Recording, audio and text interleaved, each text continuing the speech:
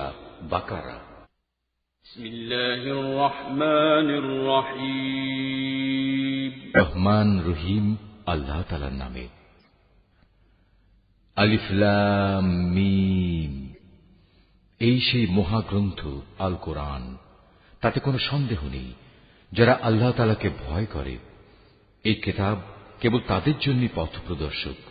যারা না দেখে আল্লাহ তাআলাকে বিশ্বাস করে, যারা নামাজ প্রতিষ্ঠা করে, তাদের আমি যা কিছু দান করেছি তারা তা থেকে আমারই নির্দেশিত পথে ব্যয় করে। যারা তোমার উপর যা কিছু নাজিল করা হয়েছে তার উপর ঈমান আনে তোমার আগে নবীদের উপর যা কিছু নাজিল করা হয়েছে তার উপর। সর্বোপরি তারা পরকালের উপরও দৃঢ় বিশ্বাস রাখে। সত্যিকার অর্থে এই লোকগুলোই তাদের মালিকের দেখানো সঠিক পথের উপর রয়েছে এবং এরাই হচ্ছে সফলকাম। যারা এই বিষয়গুলো অস্বীকার করে, তাদের তুমি পরকালের কথা বলে সাবধান করো আর না করো, কার্যত উভয়টাই তাদের জন্য সমান কথা। এরা কখনো ঈমান আনবে না। ক্রমাগত কুফরি করার কারণে আল্লাহ তাআলা তাদের মন, মগজ ও শ্রবণ শক্তির উপর মোহর মেরে দিয়েছেন। এদের দৃষ্টিশক্তির উপরও এক ধরনের আবরণ পড়ে আছে। যারা এ ধরনের লোক, তাদের জন্য পরকালের কষ্টদায়ক শাস্তি রয়েছে। মানুষদের মাঝে কিছু লোক এমনও আছে যারা মুখে বলে, আমরা আল্লাহ তাআলা ও পরকালের উপর ঈমান এনেছি, কিন্তু এদের কর্মকাণ্ড দেখলে তুমি বুঝতে পারবে এরা মোটেই ঈমানদার নয়। মুখে ঈমানের দাবি করে এরা আল্লাহ তাআলা ও তার নেক বান্দাদের সাথে প্রতারণা করে যাচ্ছে। মূলত এ কাজের মাধ্যমে তারা অন্য কাউকে নয়, নিজেদেরই ধোঁকা দিয়ে যাচ্ছে, যদিও এ ব্যাপারে তাদের কোনো প্রকারের চৈতন্য নেই। আসলে এদের মনের ভেতর রয়েছে এক ধরনের মারাত্মক ব্যাধি। প্রতারণার কারণে আল্লাহ তাআলা এদের সে ব্যাধি বাড়িয়ে দিয়েছেন।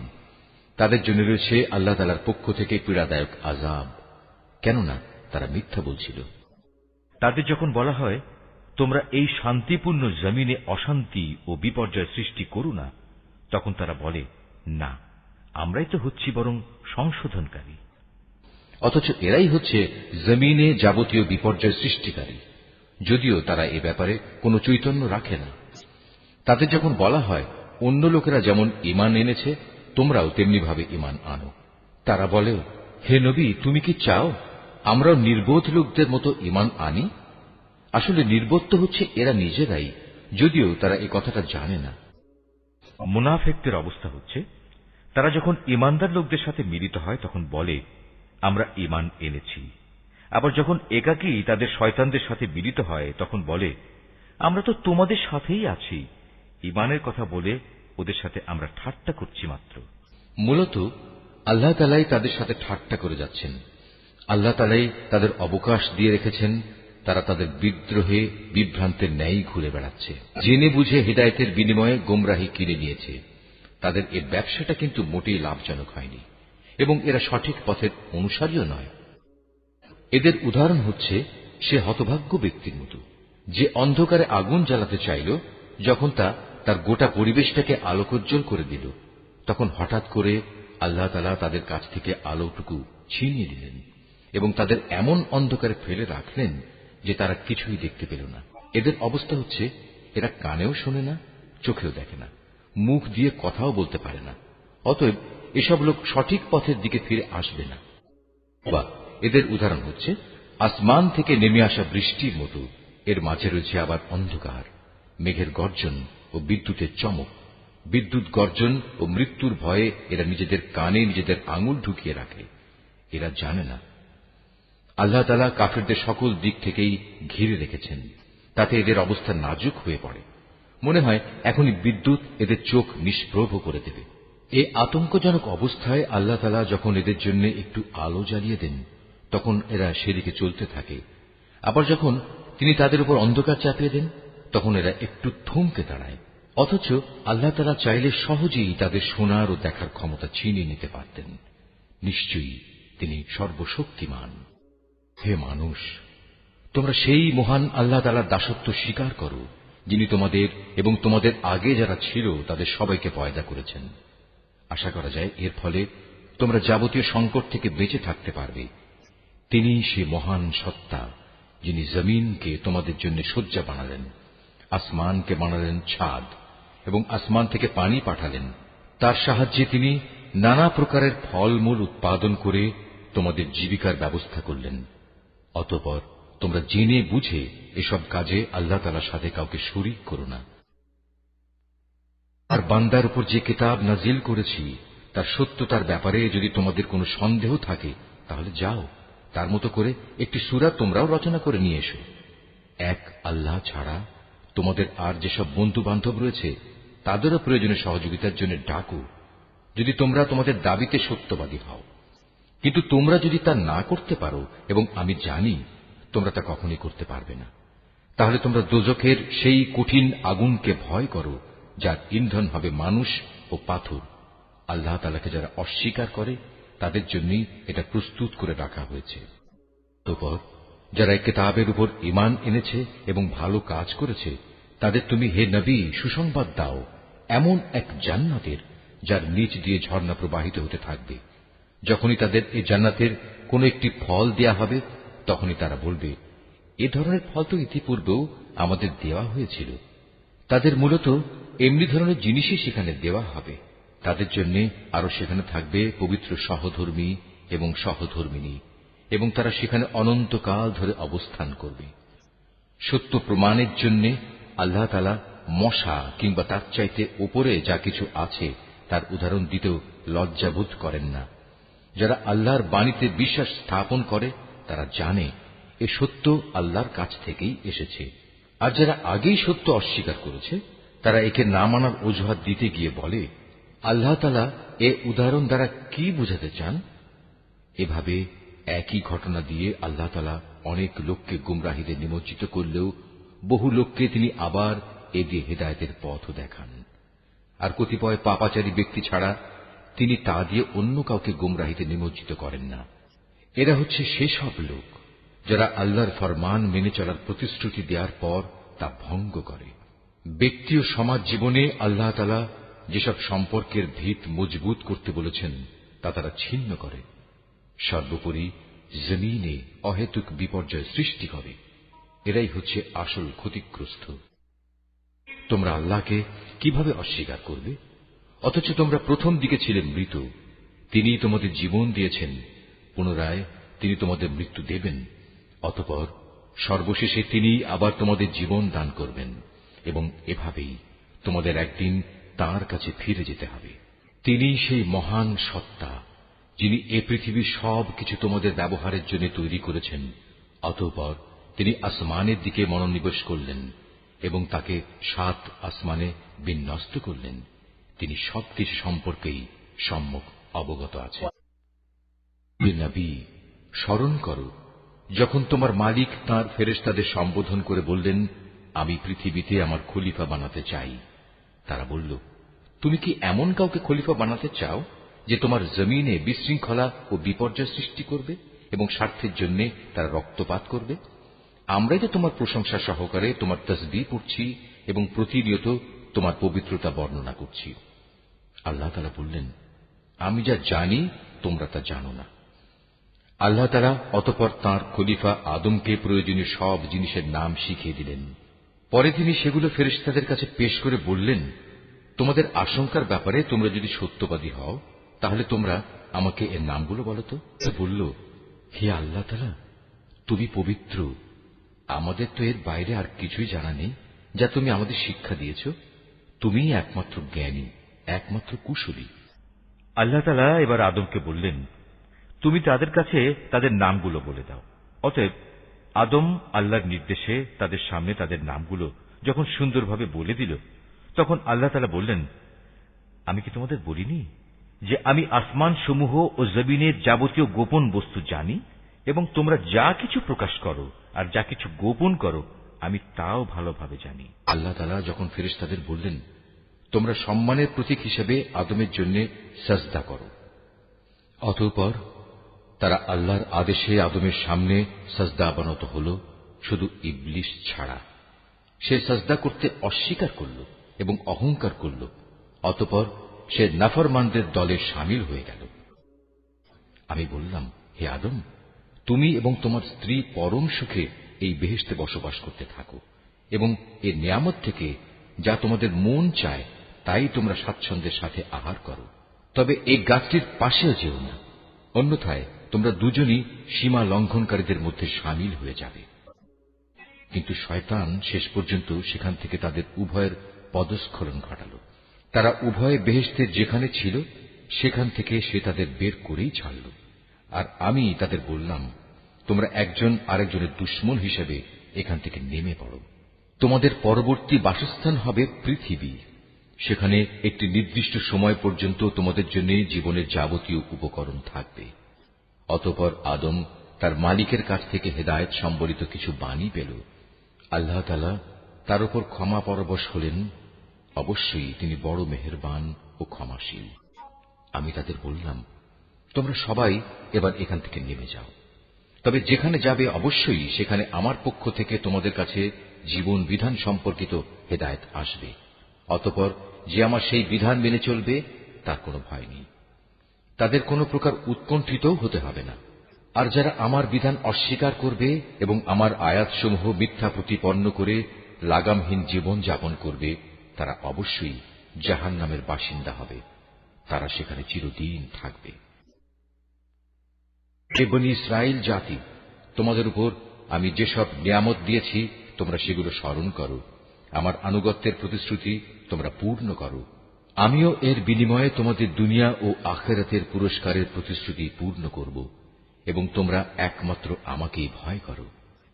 আমি মুহাম্মাদের কাছে যা কোরআন নাজিল করেছি তোমরা এর উপর ঈমান আনো, যা তোমাদের কাছে যা কিছু আছে তার সত্যায়নকারী। তোমরা কিছুতেই এর প্রথম অস্বীকারী হইও না, এবং বৈষয়িক স্বার্থে সামান্য মূল্যে আমার আয়াত বিক্রি করো না, এবং তোমরা শুধু আমাকেই ভয় করো। তোমরা মিথ্যা দিয়ে সত্যকে পোশাক পরিয়ে দিও না, এবং সত্যকে জেনে বুঝে লুকিয়েও রেখো না। তোমরা নামাজ প্রতিষ্ঠা করো, যাকাত আদায় করো। যারা আমার সামনে অবনত হয় তাদের সাথে মিলে তোমরাও আমার আনুগত্য স্বীকার করো।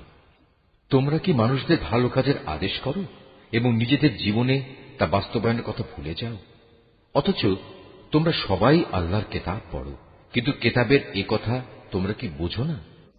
হে ঈমানদার ব্যক্তিরা, তোমরা সবর ও নামাজের মাধ্যমে আল্লাহর কাছে সাহায্য চাও। যাবতীয় হক আদায় করে নামাজ প্রতিষ্ঠা করা অবশ্যই একটা কঠিন কাজ, কিন্তু যারা আল্লাহকে ভয় করে তাদের কথা আলাদা। যারা জানে একদিন তাদের সবাইকে তাদের মালিকের সামনাসামনি হতে হবে এবং তাদের সবাইকে তাঁর কাছে ফিরে যেতে হবে, তার জন্য এটা কঠিন কিছু নয়। হে বনী ইসরাইল জাতি, তোমরা আমার সেই নিয়ামতের কথা স্মরণ করো যা আমি তোমাদের দান করেছি। আমার সেই নিয়ামতের মধ্যে একটি ছিল, আমি তোমাদের সৃষ্টিকুলের উপর প্রাধান্য দিয়েছিলাম। হে ঈমানদার ব্যক্তিরা, তোমরা সেই দিনটিকে ভয় করো যেদিন একজন আরেকজনের কোনোই কাজে আসবে না। একজনের কাছ থেকে আরেকজনের পক্ষে কোনো সুপারিশও সেদিন গ্রহণ করা হবে না, এবং কারো কাছ থেকে মুক্তিপণ নেয়া কিংবা তা নিয়ে কাউকে ছেড়ে দেয়া হবে না, না তাদের সেদিন কোন রকম সাহায্য করা হবে। স্মরণ করো যখন আমি তোমাদের ফেরাউনের লোকদের গোলামি থেকে মুক্তি দিয়েছিলাম। তারা তোমাদের উপর ভীষণ অত্যাচার করত, তারা নিকৃষ্ট ধরনের শাস্তি দ্বারা তোমাদের যন্ত্রণা দিত।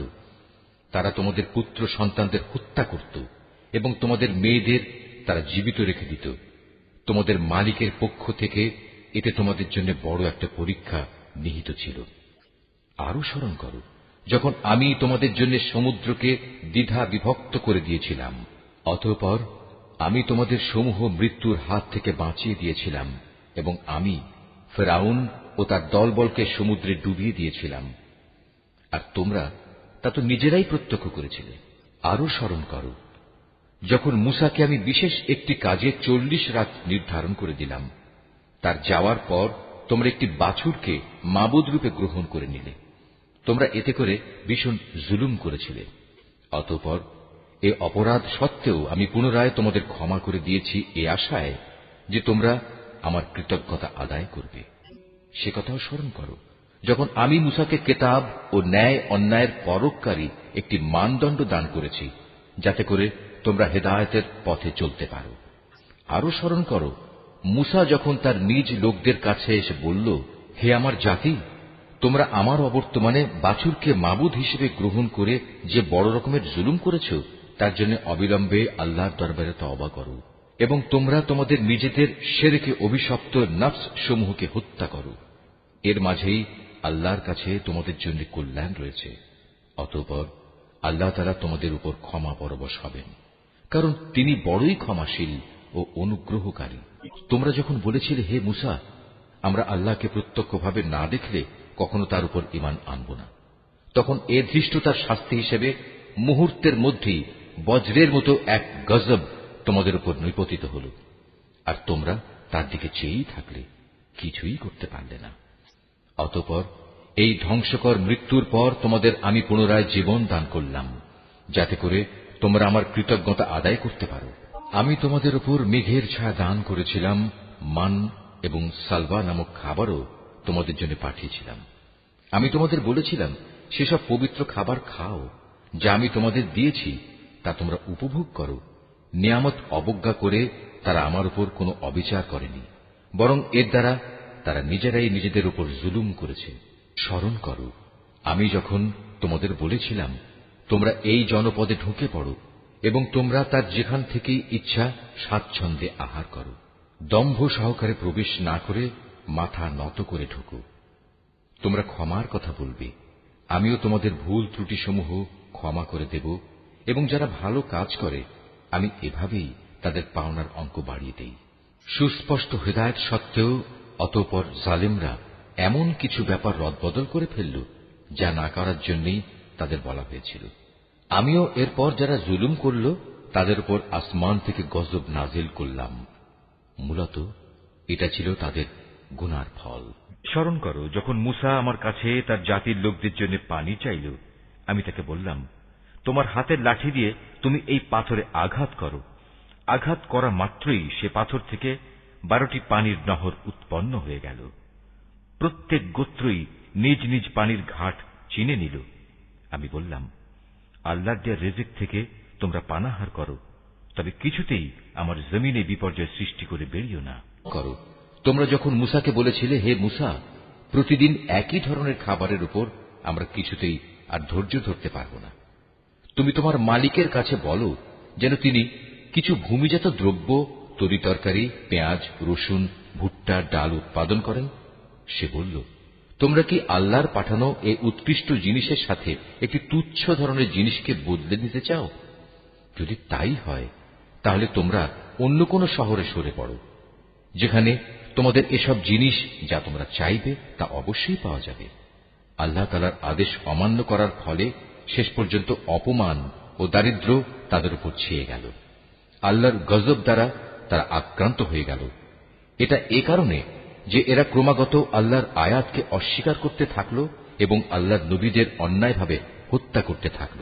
আর এসব কিছু এজন্যই ছিল যে তারা আল্লাহর সাথে নাফরমানি ও সীমা লঙ্ঘন করছিল। যারা ঈমান আনে, তারা খ্রিস্টান হোক, ইহুদি হোক কিংবা সাবি হোক, তারাই হবে মুসলমান। এদের যে কেউ আল্লাহর উপর ঈমান আনবে পরকালের উপর এবং যথার্থ ভালো কাজ করবে, তাদের জন্য তাদের মালিকের কাছে পুরস্কার রয়েছে, এবং এসব লোকের যেমন কোনো ভয় নেই, তেমনি তারা চিন্তিতও হবে না।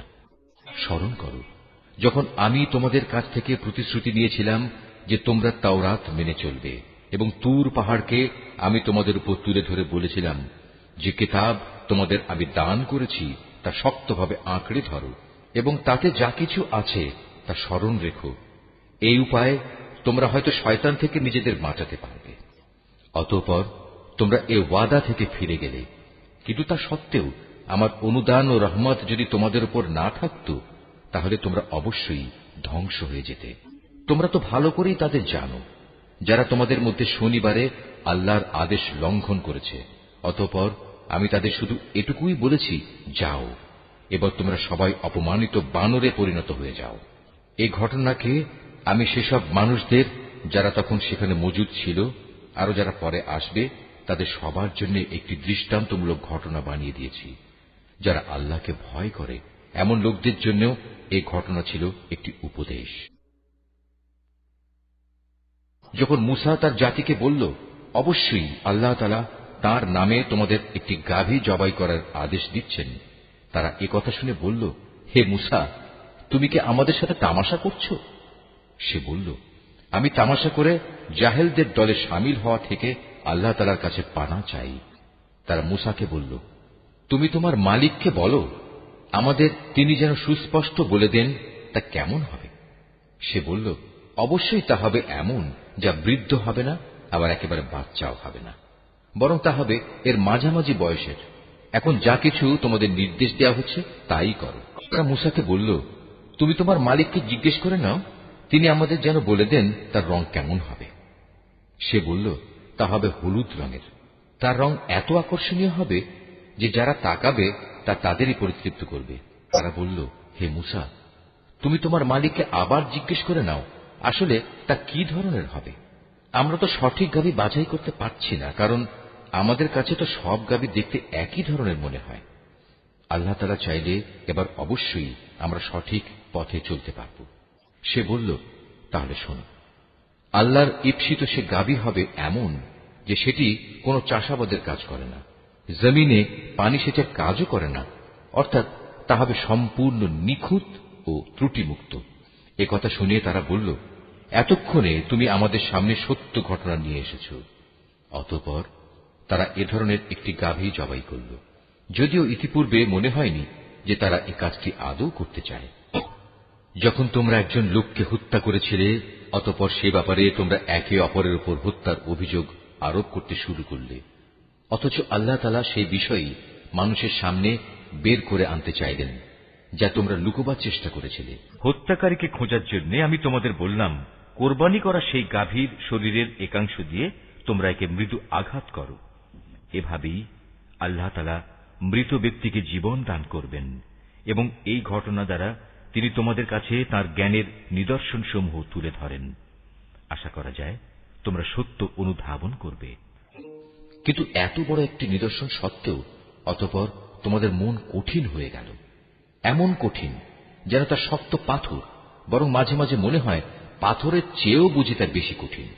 কেননা কিছু পাথর এমন আছে যা থেকে মাঝে মাঝে ঝর্ণাধারা নির্গত হয়, আবার কোনো কোনো সময় তা বিদীর্ণ হয়ে ফেটেও যায় এবং তা থেকে পানির ফোয়ারাও বেরিয়ে আসে। অবশ্য এর মধ্যে থেকে এমন কিছু পাথর আছে যা আল্লাহর ভয়ে ধসে পড়ে।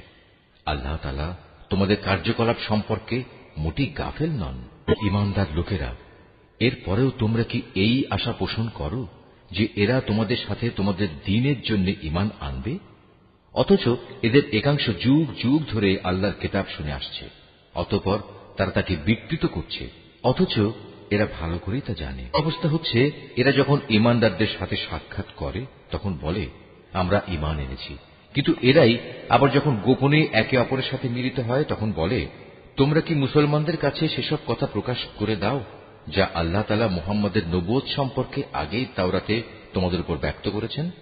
খবরদার, তোমরা এমনটি কখনো করো না, তাহলে তারা একদিন তোমাদের মালিকের সামনে এটা দিয়েই তোমাদের বিরুদ্ধে সাক্ষ্য উত্থাপন করবে।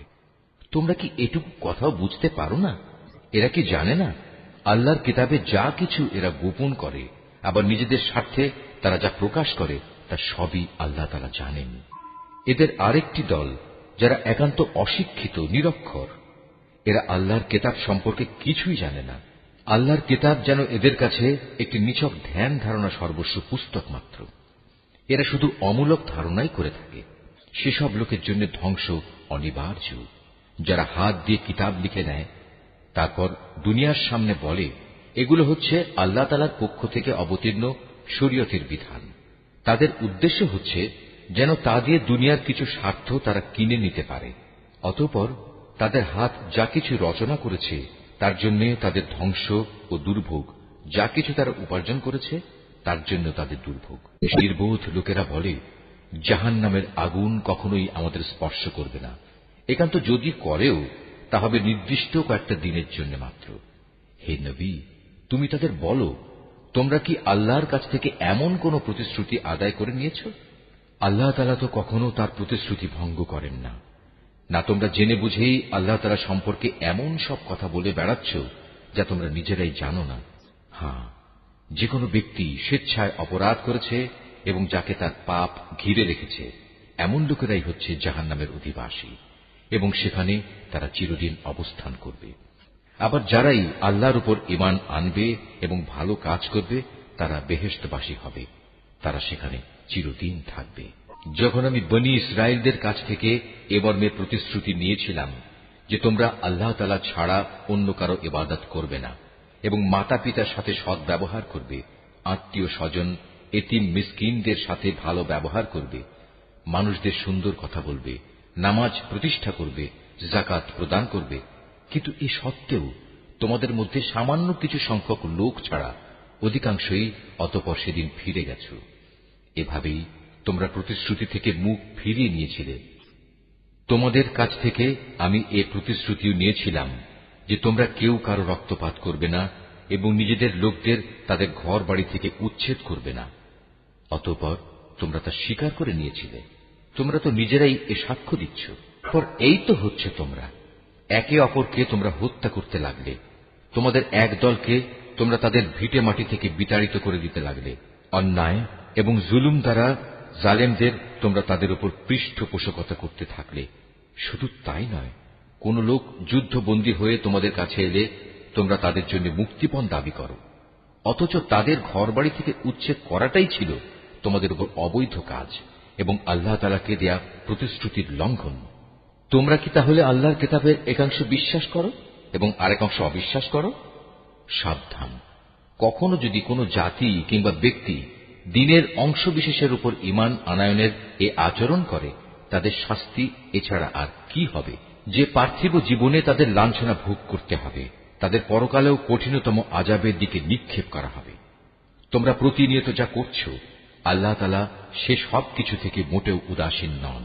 বস্তুত এই লোকেরা আখিরাতের স্থায়ী জীবনের বিনিময়ে দুনিয়ার অস্থায়ী জীবন খরিদ করে নিয়েছে। এরা যেহেতু আযাব বিশ্বাসই করেনি, তাই আল্লাহ তাআলার পক্ষ থেকে তাদের আযাব কিঞ্চিত পরিমাণ হালকা করা হবে না, আর না তাদের কোন দিক থেকে কোন রকম সাহায্য করা হবে। মূসাকে কিতাব দিয়েছি, তারপর একে একে আমি আরো অনেক নবী পাঠিয়েছি এবং বাপ ছাড়া সন্তান পয়দা করার মতো সুস্পষ্ট নিদর্শন দিয়ে আমি মরিয়ম পুত্র ঈসাকে পাঠিয়েছি এবং আমার পাঠানো বাণী ও পবিত্র আত্মার মাধ্যমে তাকে আমি সাহায্য করেছি। অথচ যখনই তোমাদের কাছে আল্লাহর কোন নবী আসত, তোমাদের মনোপুত না হলে তোমরা অহংকারের বশবর্তী হয়ে তাদের অস্বীকার করেছ। তাদের কাউকে তোমরা মিথ্যাবাদী বলেছ, আবার তাদের একদলকে তোমরা হত্যাও করেছ। তারা বলে, হিদায়াতের জন্য আমাদের মন ও তার দরজা বন্ধ হয়ে আছে। আসলে আল্লাহ তাআলাকে তাদের ক্রমাগত অস্বীকার করার কারণে তিনি তাদের উপর অভিসম্পাত করেছেন। অতঃপর তাদের সামান্য পরিমাণ লোকই আল্লাহর উপর ঈমান এনেছে। এখনই তাদের কাছে আল্লাহর কাছ থেকে কিতাব নাজিল হল, যা তাদের কাছে মজুদ কিতাবের সত্যতা স্বীকার করে। তাছাড়া এর আগে তারা নিজেরাই সমাজের অন্যান্য কাফেরদের উপর বিজয়ী হওয়ার জন্য এই কিতাব ও তার বাহকের আগমন কামনা করেছিল। কিন্তু আজ যখন তা তাদের কাছে এলো এবং যা তারা যথাযথ চিনতেও পারল, তাই তারা অস্বীকার করল। যারা আল্লাহর কিতাব অস্বীকার করে, তাদের উপর আল্লাহর অভিসম্পাত নাজিল হোক। কত নিকৃষ্ট বস্তু সেটি, যার বিনিময়ে তারা তাদের নিজেদের মন প্রাণ বিক্রয় করে দিয়েছে। শুধু গোঁড়ামির বশবর্তী হয়েই তারা আল্লাহর নাজিল করা বিধান অস্বীকার করেছে, শুধু এ কারণে যে আল্লাহ তাআলা তার বান্দাদের মধ্যে থেকে যাকে চান তাকে নবুয়ত দিয়ে অনুগ্রহ করেন।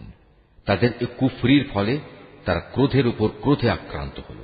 আর কাফেরদের জন্য তো এমনই অপমানজনক শাস্তি রয়েছে। তাদের বলা হয়, আল্লাহ তাআলা যা কিছু নাজিল করেছেন তার উপর ঈমান আনো। তারা বলে, আমরা তো শুধু সেসব কিছুর উপর ঈমান আনি যা আমাদের বনী ইসরাইল জাতির উপর নাজিল করা হয়েছে। এর বাইরে যা তারা অস্বীকার করে, অথচ তা একান্ত সত্য, তা তাদের কাছে নাজিল করা আল্লাহর কথাগুলোকেও সত্য বলে স্বীকার করে। হে নবী, তুমি বলো, তোমরা যদি বিশ্বাসী হও তাহলে আল্লাহর নবীদের ইতিপূর্বে তোমরা কেন হত্যা করেছিলে? তোমাদের কাছে তো একসময় সুস্পষ্ট নিদর্শন সহকারে মূসাও নবী হয়ে এসেছিল, অথচ তার সামান্য কয়েকদিনের অনুপস্থিতির পরেই তোমরা একটি বাছুরকে মাবুদ হিসেবে গ্রহণ করে নিলে। কত বড় জালেম ছিলে তোমরা! আরো স্মরণ করো, যখন আমি তোমাদের কাছ থেকে একটি প্রতিশ্রুতি আদায় করেছিলাম, তোমাদের মাথার উপর তুর পাহাড় তুলে ধরে আমি বলেছিলাম যা কিছু বিধি বিধান আমি তোমাদের দিয়েছি তা শক্ত করে আঁকড়ে ধরো এবং আমার কথাগুলো শুনো। এর জবাবে তারা মুখে তো বলল, হ্যাঁ আমরা তোমার কথা শুনেছি, কিন্তু বাস্তব জীবনে তা অস্বীকার করে বলল, আমরা তা অমান্য করলাম। আসলে আল্লাহ তাআলাকে তাদের অস্বীকার করার কারণে সেই বাছুরকে মাবুদ বানানোর নেশা তখনও তাদের মনকে আকৃষ্ট করে রেখেছিল। তুমি তাদের বলো, যদি তোমরা সত্যি মোমেন হও তাহলে বলতে পারো, এটা কত খারাপ ঈমান যা একজন ব্যক্তিকে এ ধরনের কাজের আদেশ দেয়। যদি তোমরা মনে করো অন্যদের বদলে পরকালের নিবাস আল্লাহর কাছে শুধু তোমাদের জন্য নির্দিষ্ট, তাহলে যাও, তা পাওয়ার জন্য তোমরা মৃত্যু কামনা করো, যদি তোমরা সত্যবাদী হও। হে নবী, তুমি জেনে রাখো, এরা কখনোই কামনা করবে না আল্লাহর সাথে যে আচরণ এরা করেছে, এবং নিজেদের হাত দিয়ে এরা যা কিছু অর্জন করেছে তার পরিণাম জানার পর এরা কখনো তা কামনা করবে না। আল্লাহ তাআলা জালেমদের ভালো করে জানেন। সত্যি কথা হচ্ছে, এদেরকেই বরং তুমি দেখতে পাবে বেঁচে থাকার ব্যাপারে এরা বেশি লোভী। আল্লাহ তাআলার সাথে যারা শিরক করে, এ বনী ইসরায়েলের লোকেরা তাদের চেয়েও এক কদম অগ্রসর। এদের প্রত্যেক ব্যক্তি 1000 বছর জীবিত থাকতে চায়, কিন্তু যত দীর্ঘ জীবনই এদের দেয়া হোক না কেন, তা কখনো এদের তার অবশ্যম্ভাবী আযাব থেকে বাঁচাতে পারবে না। আল্লাহ তাআলা এদের যাবতীয় কাজকর্ম পুঙ্খানুপুঙ্খ পর্যবেক্ষণ করেন। হে নবী, তুমি বলো, কে সে ব্যক্তি যে জিব্রাইলের শত্রু হতে পারে, অথচ সে তো আল্লাহর আদেশে আল্লাহর বাণীসমূহ তোমার অন্তঃকরণে নাজিল করে দেয়, তাও এমন এক বাণী যা তাদের কাছে মজুদ বিষয়সমূহের সত্যতা স্বীকার করে। সর্বোপরি এ হচ্ছে মোমেনদের জন্য সুসংবাদবাহী গ্রন্থ। যারা আল্লাহর শত্রু তার বাণীবাহক ফেরেশতার ও নবী রসুলের শত্রু জিব্রাইলের ও মিকাইলের, তারা একদিন একথাটা বুঝতে পারবে। স্বয়ং আল্লাহ তাআলাই হচ্ছেন কাফেরদের বড় শত্রু। আমি তোমার কাছে সুস্পষ্ট নিদর্শন পাঠিয়েছি, পাপী ব্যক্তিরা ছাড়া এ সবকিছু কেউই অস্বীকার করতে পারে না। কিংবা যখনই তারা আল্লাহর সাথে কোনো ওয়াদা করেছে তখনই তাদের এক দল তা ভঙ্গ করেছে। আসলে তাদের অধিকাংশই ঈমানদার ছিল না। যখনই তাদের কাছে আল্লাহর পক্ষ থেকে কোনো নবী আসে এবং যে তাদের কাছে আগের কিতাবে যেসব কথা মজুদ রয়েছে তার সত্যতা স্বীকার করে, তখনই সেই আগের কিতাবের ধারকদের একটি দল পূর্ববর্তী কিতাবের কথাগুলো এমনভাবে তাদের পেছনের দিকে ফেলে দিল যেন তারা এ ব্যাপারে কিছুই জানে না। আল্লাহর প্রতি অবজ্ঞা প্রদর্শন করেই এরা ক্ষান্ত হয়নি। জাদু মন্ত্রের এমন কিছু জিনিসও এরা অনুসরণ করতে শুরু করল যা শয়তান কর্তৃক সুলাইমান নবীর রাজত্বের সময় সমাজে চালু করা হয়েছিল। সত্য কথা হচ্ছে, সুলাইমান কখনো জাদুকে আল্লাহ বিরোধী কাজে ব্যবহার করে আল্লাহকে অস্বীকার করেনি। আল্লাহকে তো অস্বীকার করেছে সেসব অভিশপ্ত শয়তান যারা মানুষকে জাদুমন্ত্র শিক্ষা দিয়েছে। জাদু পাগল মানুষদের পরীক্ষার উদ্দেশ্যে আল্লাহ তাআলা হারুত মারুত নামে যে দুজন ফেরেশতাকে ব্যাবিলনে পাঠিয়েছেন, আল্লাহর সেই দুজন ফেরেশতা কাউকে যখনই এ বিষয়ের শিক্ষা দিত, প্রথমেই তারা এ কথাটা তাদের বলে দিত, আমরা তো হচ্ছি আল্লাহর পরীক্ষা মাত্র। অতএব কোন অবস্থায় তুমি এ বিদ্যা দিয়ে আল্লাহ তাআলাকে অস্বীকার করো না। এ সত্ত্বেও তারা তাদের কাছ থেকে এমন কিছু বিদ্যা শিখে নিয়েছিল যা দিয়ে এরা স্বামী স্ত্রীর মাঝে বিচ্ছেদের সৃষ্টি করত। যদিও আল্লাহর ইচ্ছা ছাড়া কোনো দিনই কেউ কারো সামান্যতম ক্ষতিও সাধন করতে পারবে না। তারা মূলত এমন কিছু শেখে যা তাদের কোনো উপকার যেমন করতে পারে না, তেমনি তা তাদের কোনো ক্ষতিও করতে পারে না। তারা যদি জানত শ্রম ও অর্থ দিয়ে যা তারা কিনে নিয়েছে পরকালে তার কোনো মূল্য নেই, তারা নিজেদের জীবনের পরিবর্তে যা ক্রয় করে নিয়েছে তা সত্যি নিকৃষ্ট। কত ভালো হতো যদি তারা কথাটা জানত। তারা যদি আল্লাহর উপর ঈমান আনত এবং তাঁকেই ভয় করত, তাহলে আল্লাহর পক্ষ থেকে তারা উৎকৃষ্টতম পুরস্কার পেত। কত ভালো হতো যদি তারা এটা অনুধাবন করত। হে ঈমানদার ব্যক্তিরা, ধৃষ্টতার সাথে কখনো বলো না, হে নবী, তুমি আমাদের কথা শোনো, বরং তার দৃষ্টি আকর্ষণ করার জন্য বলো, হে নবী, আমাদের প্রতি লক্ষ্য করো এবং তোমরা সর্বদা তার কথা শুনবে। মনে রাখবে, যারা তার কথা অমান্য করে তাদের জন্য অত্যন্ত বেদনাদায়ক শাস্তি রয়েছে। আসলে এই আহলে কিতাব কিংবা যারা আল্লাহর সাথে প্রকাশ্য শিরক করে তারা কেউই এটা পছন্দ করে না। যে তোমার কাছে তোমার মালিকের পক্ষ থেকে নবুয়তের মতো কোনো ভালো কিছু নাজিল হোক, কিন্তু তারা জানে না আল্লাহ তাআলা যাকে চান তাকেই তার অনুগ্রহে বিশেষভাবে বেছে নেন। আল্লাহ তাআলা অত্যন্ত অনুগ্রহশীল। আমি যখন কোনো আয়াত বাতিল করে দেই বা বিশেষ কারণে মানুষদের তা ভুলিয়ে দিতে চাই, তখন তার জায়গায় তার চেয়ে উৎকৃষ্ট কিংবা তারই মতো কোনো আয়াত এনে হাজির করি। তুমি কি জানো না আল্লাহ তাআলা সবকিছুর উপর ক্ষমতাবান? তুমি কি জানো না আসমান সমূহ ও জমিনের সার্বভৌমত্ব একমাত্র আল্লাহ তাআলার জন্যই নির্দিষ্ট? তিনি ছাড়া তোমাদের কোনো বন্ধু নেই, কোনো সাহায্যকারীও নেই। তোমরা কি তোমাদের নবীর কাছে সে ধরনের উদ্ভট প্রশ্ন করতে চাও যিনি তোমাদের আগে মূসাকে করা হয়েছিল? কেউ যদি ঈমানকে কুফরির সাথে বদল করে নেয়, অবশ্যই সে ব্যক্তি সোজা পথ থেকে গোমরা হয়ে যাবে। আহলে কিতাবদের অনেকেই বিদ্বেষের কারণে চাইবে যেভাবেই হোক তোমাদের ঈমানের আলোর বদলে আবার সেই কুফরির অন্ধকারে ফিরিয়ে নিতে। এমনকি সত্য তাদের কাছে স্পষ্ট হয়ে যাওয়ার পরও তারা এ পথ থেকে বিরত হবে না। অতএব তাদের ব্যাপারে আল্লাহর সিদ্ধান্ত আসা পর্যন্ত তোমরা ক্ষমার নীতি অবলম্বন করো এবং তাদের সাথে ভালো ব্যবহার করো। আল্লাহ তাআলা সব কিছুর উপর অবশ্যই ক্ষমতাশালী। তোমরা নামাজ প্রতিষ্ঠা করো এবং যাকাত আদায় করো। এর মাধ্যমে যেসব নেকি তোমরা আল্লাহর কাছে অগ্রিম পাঠাবে, তার কাছে এর সবই তোমরা মজুদ পাবে। তোমরা যা কিছুই করো আল্লাহ তাআলা অবশ্যই এর সব কিছু দেখতে পান। তারা বলে ইহুদি ও খ্রিস্টান ছাড়া আর কেউই বেহেশতে যাবে না। আসলে এটা হচ্ছে তাদের মিথ্যা কল্পনা।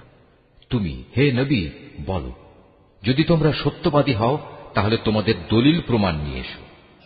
তবে হ্যাঁ, যে কোনো ব্যক্তি আল্লাহর সামনে নিজের সত্তাকে সমর্পণ করে দেবে এবং সে হবে অবশ্যই একজন নেককার মানুষ। তার জন্য তার মালিকের কাছে এর বিনিময় রয়েছে। তাদের কোনো ভয়ভীতি নেই, আর না সেদিন তাদের চিন্তান্বিত হতে হবে। ইহুদিরা বলে খ্রিস্টানরা কোনো কিছুর উপর প্রতিষ্ঠিত নয়, খ্রিস্টানরা বলে ইহুদিরা কোনো কিছুর উপর প্রতিষ্ঠিত নয়। অথচ এদের অবস্থা হচ্ছে এরা উভয়ই আল্লাহর কেতাব পাঠ করে, আদৌ আল্লাহর কেতাবের কোনো কিছুই জানে না। এমন লোকেরা আবার এদের উভয় সম্পর্কে একই ধরনের কথা বলে। তারা যে বিষয়ে মতবিরোধ করছে আল্লাহ তাআলা শেষ বিচারের দিনে সে বিষয়ে তাদের মাঝে মীমাংসা করে দেবেন। সে ব্যক্তির চেয়ে বড় জালেম আর কে আছে যে ব্যক্তি আল্লাহর ঘর মসজিদে তার নাম স্মরণ করতে বাধা দেয় এবং তার ধ্বংস সাধনে সচেষ্ট হয়। এ ধরনের লোকদের বস্তুত তাতে ঢোকার কোনো যোগ্যতাই নেই। তবে একান্ত ভীত সন্ত্রস্তভাবে ঢুকলে তা ভিন্ন কথা। তাদের জন্য পৃথিবীতে যেমন অপমান লাঞ্ছনা রয়েছে, তেমনি রয়েছে পরকালে কঠিনতম শাস্তি। এরা কেবলা বদলের ব্যাপারেও মতবিরোধ করেছিল, অথচ পূর্ব পশ্চিম সবই তো আল্লাহ তাআলার। তাছাড়া তোমরা যেদিকেই মুখ ফিরাবে সেদিকেই তো আল্লাহ তাআলা রয়েছেন। আল্লাহ তাআলা সর্বব্যাপী এবং জ্ঞানী। খ্রিস্টান লোকেরা বলে আল্লাহ তাআলা অমুককে নিজের সন্তান রূপে গ্রহণ করেছেন, অথচ যাবতীয় পবিত্রতা একান্তভাবে তাঁর। তিনি এ সব কিছুর অনেক ঊর্ধ্বে। আসমান সমূহ ও জমিনের সব কিছুই তাঁর জন্য। এর প্রতিটি বস্তুই তাঁর একান্ত অনুগত। আসমান সমূহ ও জমিনের তিনিই স্রষ্টা। যখন তিনি কোনো একটি বিষয়ের সিদ্ধান্ত করেন সে ব্যাপারে শুধু এটুকুই বলেন হও, আর সাথে সাথেই তা হয়ে যায়। যারা সঠিক কথা জানে না তারা বলে আল্লাহ তাআলা নিজে আমাদের সাথে কথা বলেন না কেন, অথবা এমন কোন নিদর্শন আমাদের কাছে কেন পাঠান না যার মাধ্যমে আমরা তাকে দেখতে পাব। এদের আগের লোকেরাও এদের মতো করেই কথা বলতো। এদের সবার মন আসলে একই ধরনের। আল্লাহকে যারা দৃঢ়ভাবে বিশ্বাস করে আমি তাদের জন্য আমার নিদর্শন সমূহ সুস্পষ্ট করে পেশ করে দিয়েছি। অবশ্যই আমি তোমাকে সত্য দিন সহ পাঠিয়েছি আযাবের ভীতি প্রদর্শনকারী ও জান্নাতের সুসংবাদবাহী হিসেবে। জেনে রেখো, তোমাকে জাহান্নামের অধিবাসীদের দায় দায়িত্বের ব্যাপারে প্রশ্ন করা হবে না। ইহুদি ও খ্রিস্টানরা কখনো তোমার ওপর খুশি হবে না।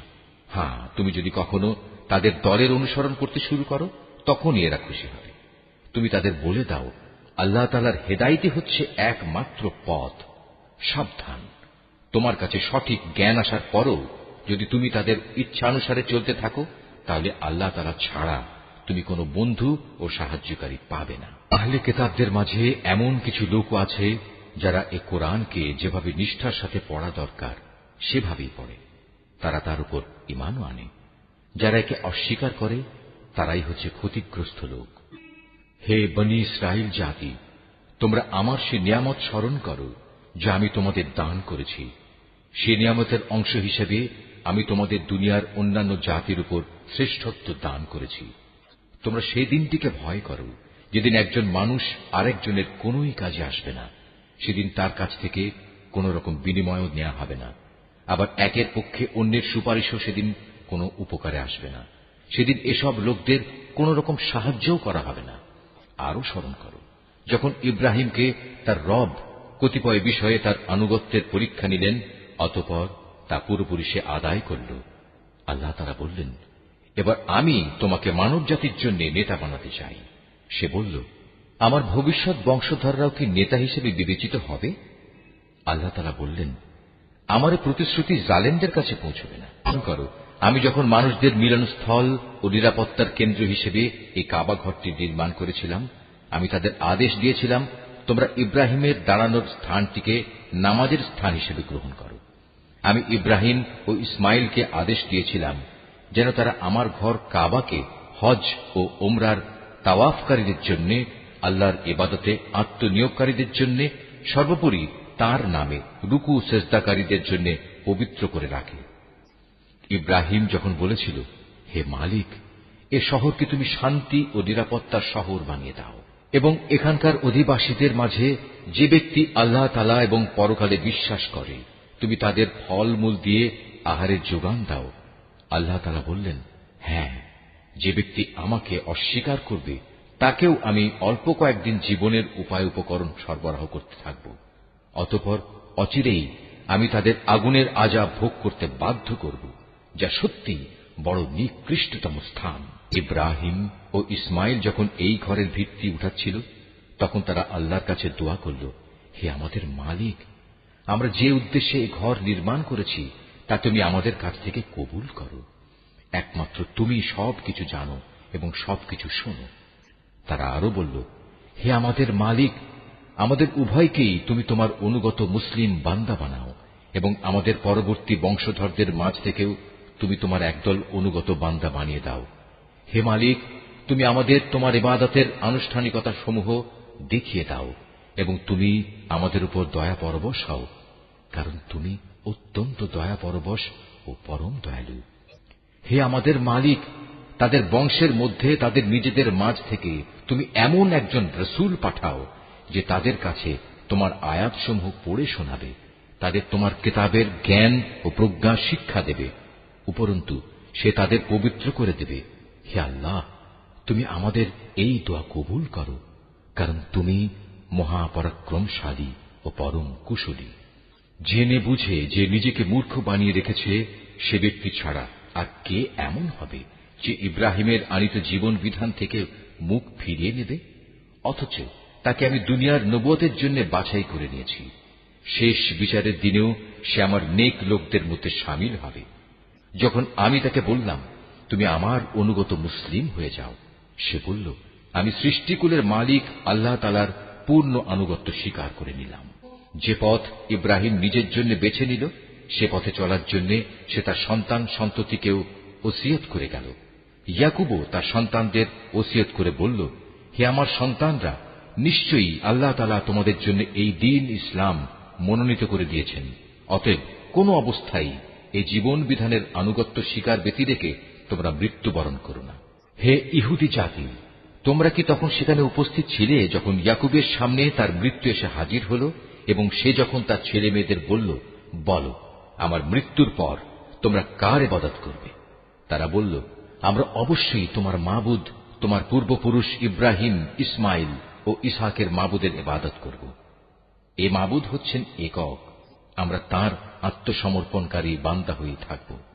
এরা ছিল এক ধরনের জাতি যারা আজ গত হয়ে গেছে। তারা যা করে গেছে তা তাদের নিজেদের জন্য, আবার তোমরা যা করবে তা হবে তোমাদের নিজেদের জন্য।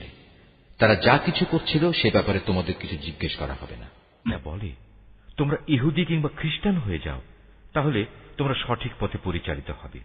হে নবী, তুমি বলো, আমাদের কাছে তো বরং ইব্রাহিমের একনিষ্ঠ মতাদর্শই রয়েছে, আর সে কখনো মুশরিকদের অন্তর্ভুক্ত ছিল না।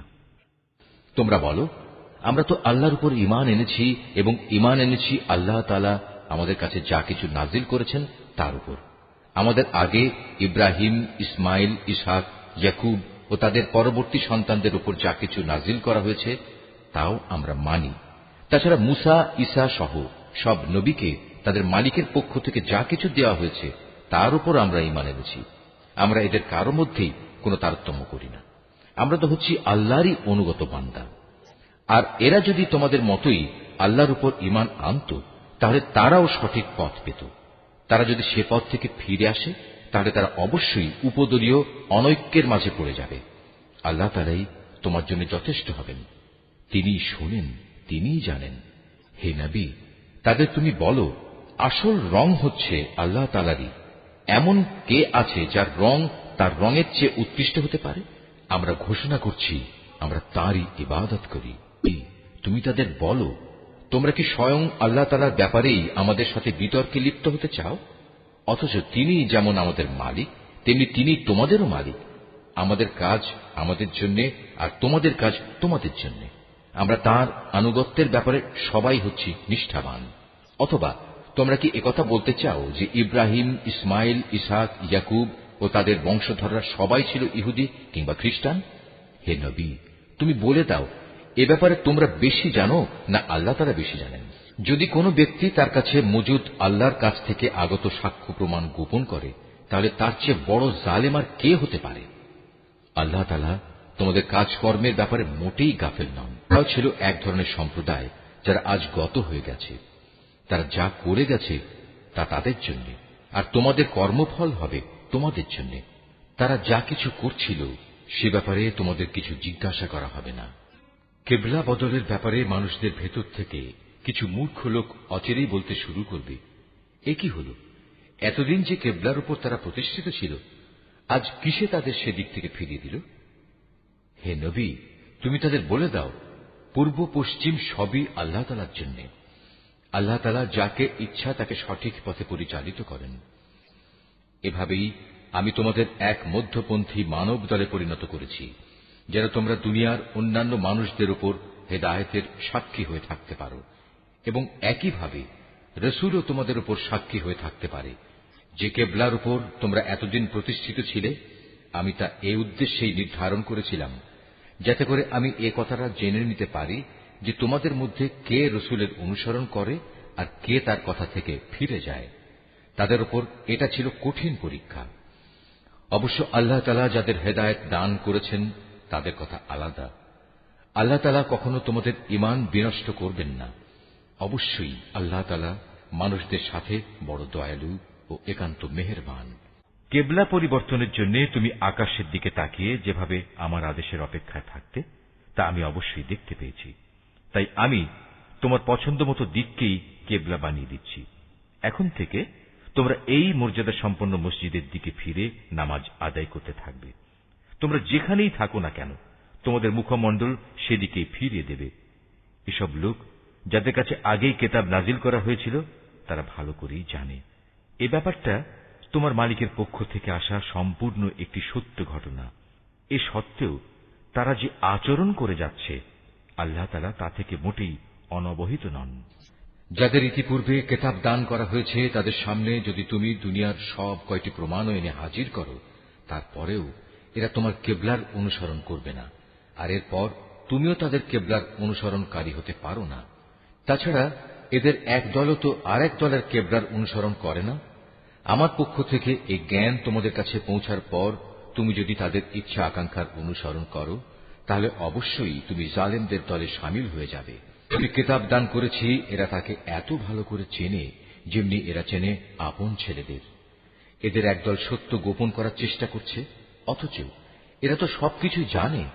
হে নবী, তুমি তাদের বলো, তোমার মালিকের পক্ষ থেকে এ হচ্ছে একমাত্র সত্য।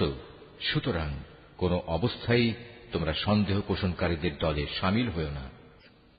প্রত্যেক জাতির জন্য ইবাদতের একটা দিক নির্দিষ্ট থাকে, যেদিকে সে জাতি মুখ করে দাঁড়ায়। অতএব তোমরা আসল কল্যাণের দিকে অগ্রসর হবার কাজে একে অপরের সাথে প্রতিযোগিতা করো। তোমরা যেখানেই থাকো না কেন, তিনি তোমাদের সবাইকে এক স্থানে এনে হাজির করবেন। অবশ্যই আল্লাহ তাআলা সব কিছুর উপর ক্ষমতাবান।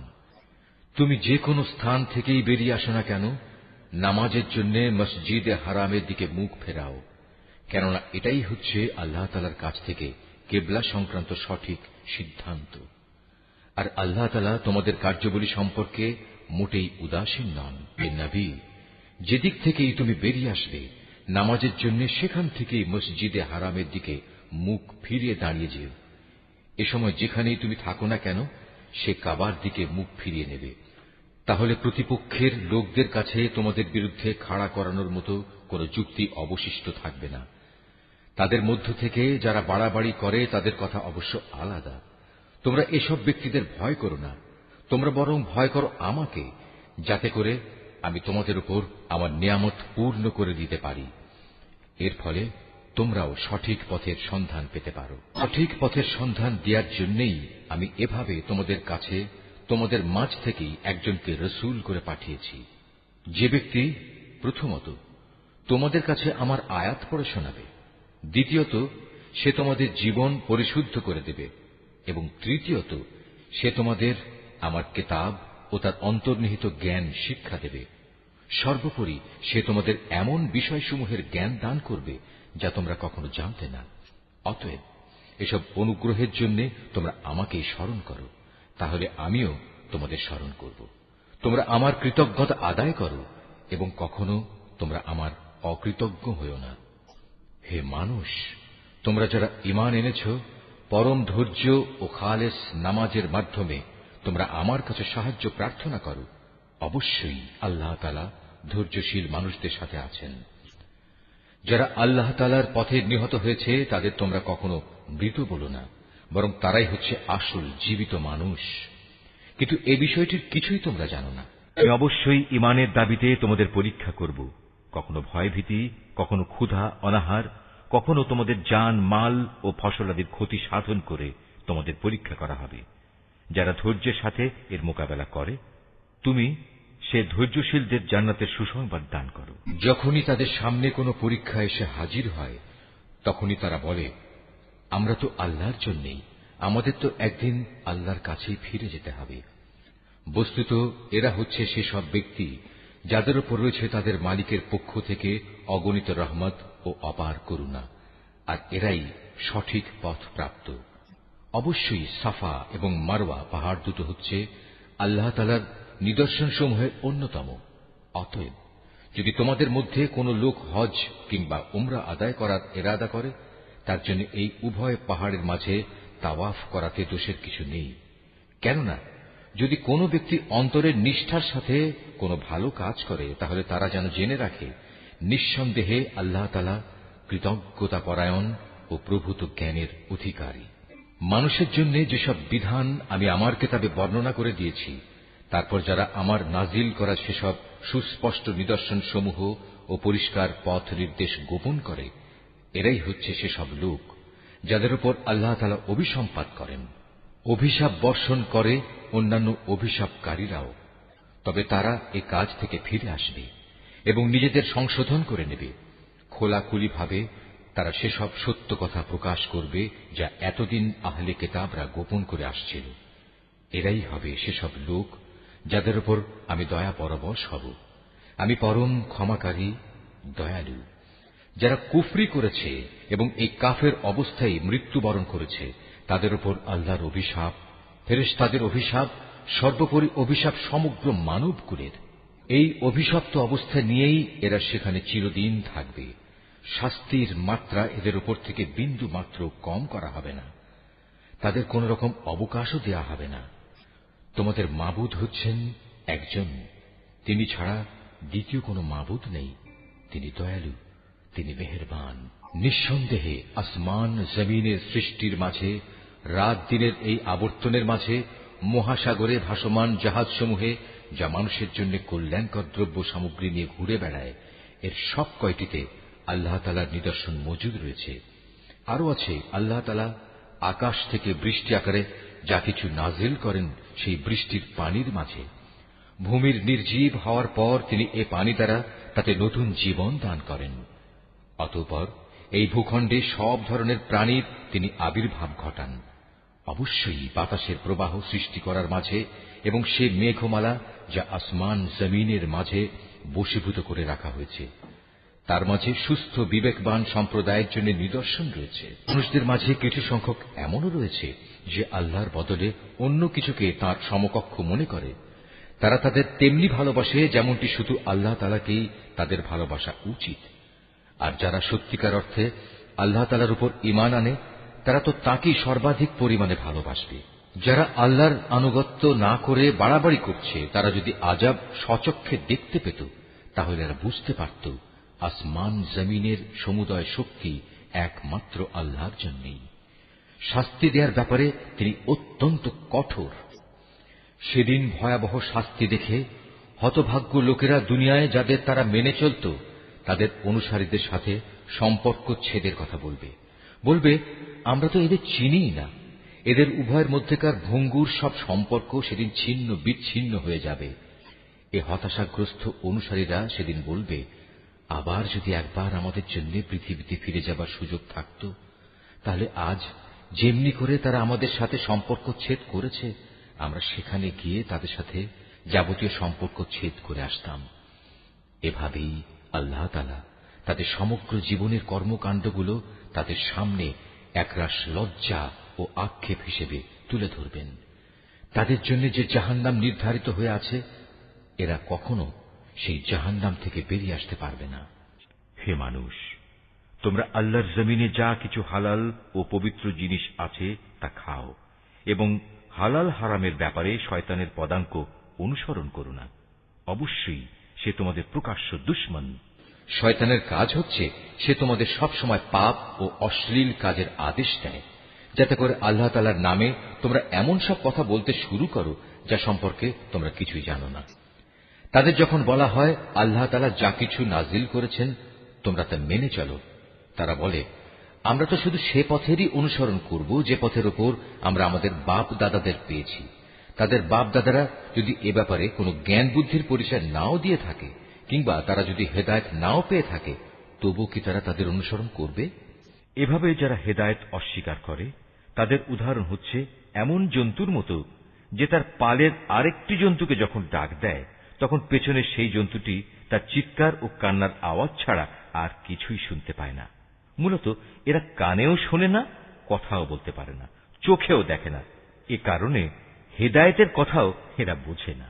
মানুষ, তোমরা যারা ঈমান এনেছ, আমি যেসব পাক পবিত্র জিনিস তোমাদের দান করেছি নিঃসংকোচে তা তোমরা খাও, এবং এই নিয়ামতের জন্য আল্লাহ তাআলার শুকর আদায় করো।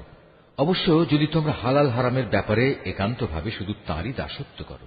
অবশ্যই তিনি মৃত জন্তুর গোশত, সব ধরনের রক্ত ও শূকরের গোশত হারাম ঘোষণা করেছেন, এবং এমন সব জন্তু হারাম করেছেন যা আল্লাহ তাআলা ছাড়া অন্য কারো নামে জবাই কিংবা উৎসর্গ করা হয়েছে। তবে সে ব্যক্তির কথা আলাদা যাকে এজন্য বাধ্য করা হয়েছে। যদি সে ব্যক্তি এমন হয় যে সে আল্লাহর আইনের সীমা লঙ্ঘনকারী হয় না, অথবা যেটুকু হলে জীবনটা বাঁচে তার চেয়ে বেশি ভোগ করে তাতে অভ্যস্ত হয়ে পড়ে না, তাহলে এই অপারগতার সময় হারাম খেলে তার উপর কোনো গুনাহ নেই। অবশ্যই আল্লাহ তাআলা ক্ষমাশীল, তিনি অনেক মেহেরবান। এ সত্ত্বেও যারা আল্লাহর নাজিল করা তাঁর কিতাবের অংশবিশেষ গোপন করে রাখে এবং সামান্য বৈষয়িক মূল্যে তা বিক্রি করে দেয়, তারা এটা দিয়ে যা হাসিল করে তা হচ্ছে আগুন, যা দিয়ে তারা নিজেদের পেট ভর্তি করে রাখে। শেষ বিচারের দিনে আল্লাহ তাআলা তাদের সাথে কথা বলবেন না, তিনি তাদের সেদিন পবিত্রও করবেন না। ভয়াবহ আযাব এদের জন্য নির্দিষ্ট। এরা হেদায়েতের বদলে গুমরাহির পথ কিনে নিয়েছে, ক্ষমার বদলে তারা আযাব বেছে নিয়েছে। এরা ধৈর্যের সাথে ধীরে ধীরে জাহান্নামের আগুনের উপর গিয়ে পড়েছে। এটা এই জন্যে আল্লাহ তাআলা মানব জাতির জন্য আগে থেকেই সত্য দ্বীন সহকারে কিতাব নাজিল করে দিয়েছেন। যারা এই কিতাবে মতবিরোধে লিপ্ত হয়েছে তারা সত্য ও ন্যায়ের পথ থেকে অনেক দূরে বিক্ষিপ্ত হয়ে গেছে। তোমরা তোমাদের মুখ পূর্ব দিকে ফেরাও বা পশ্চিম দিকে ফেরাও, এতে কিন্তু কোনোই কল্যাণ নিহিত নেই।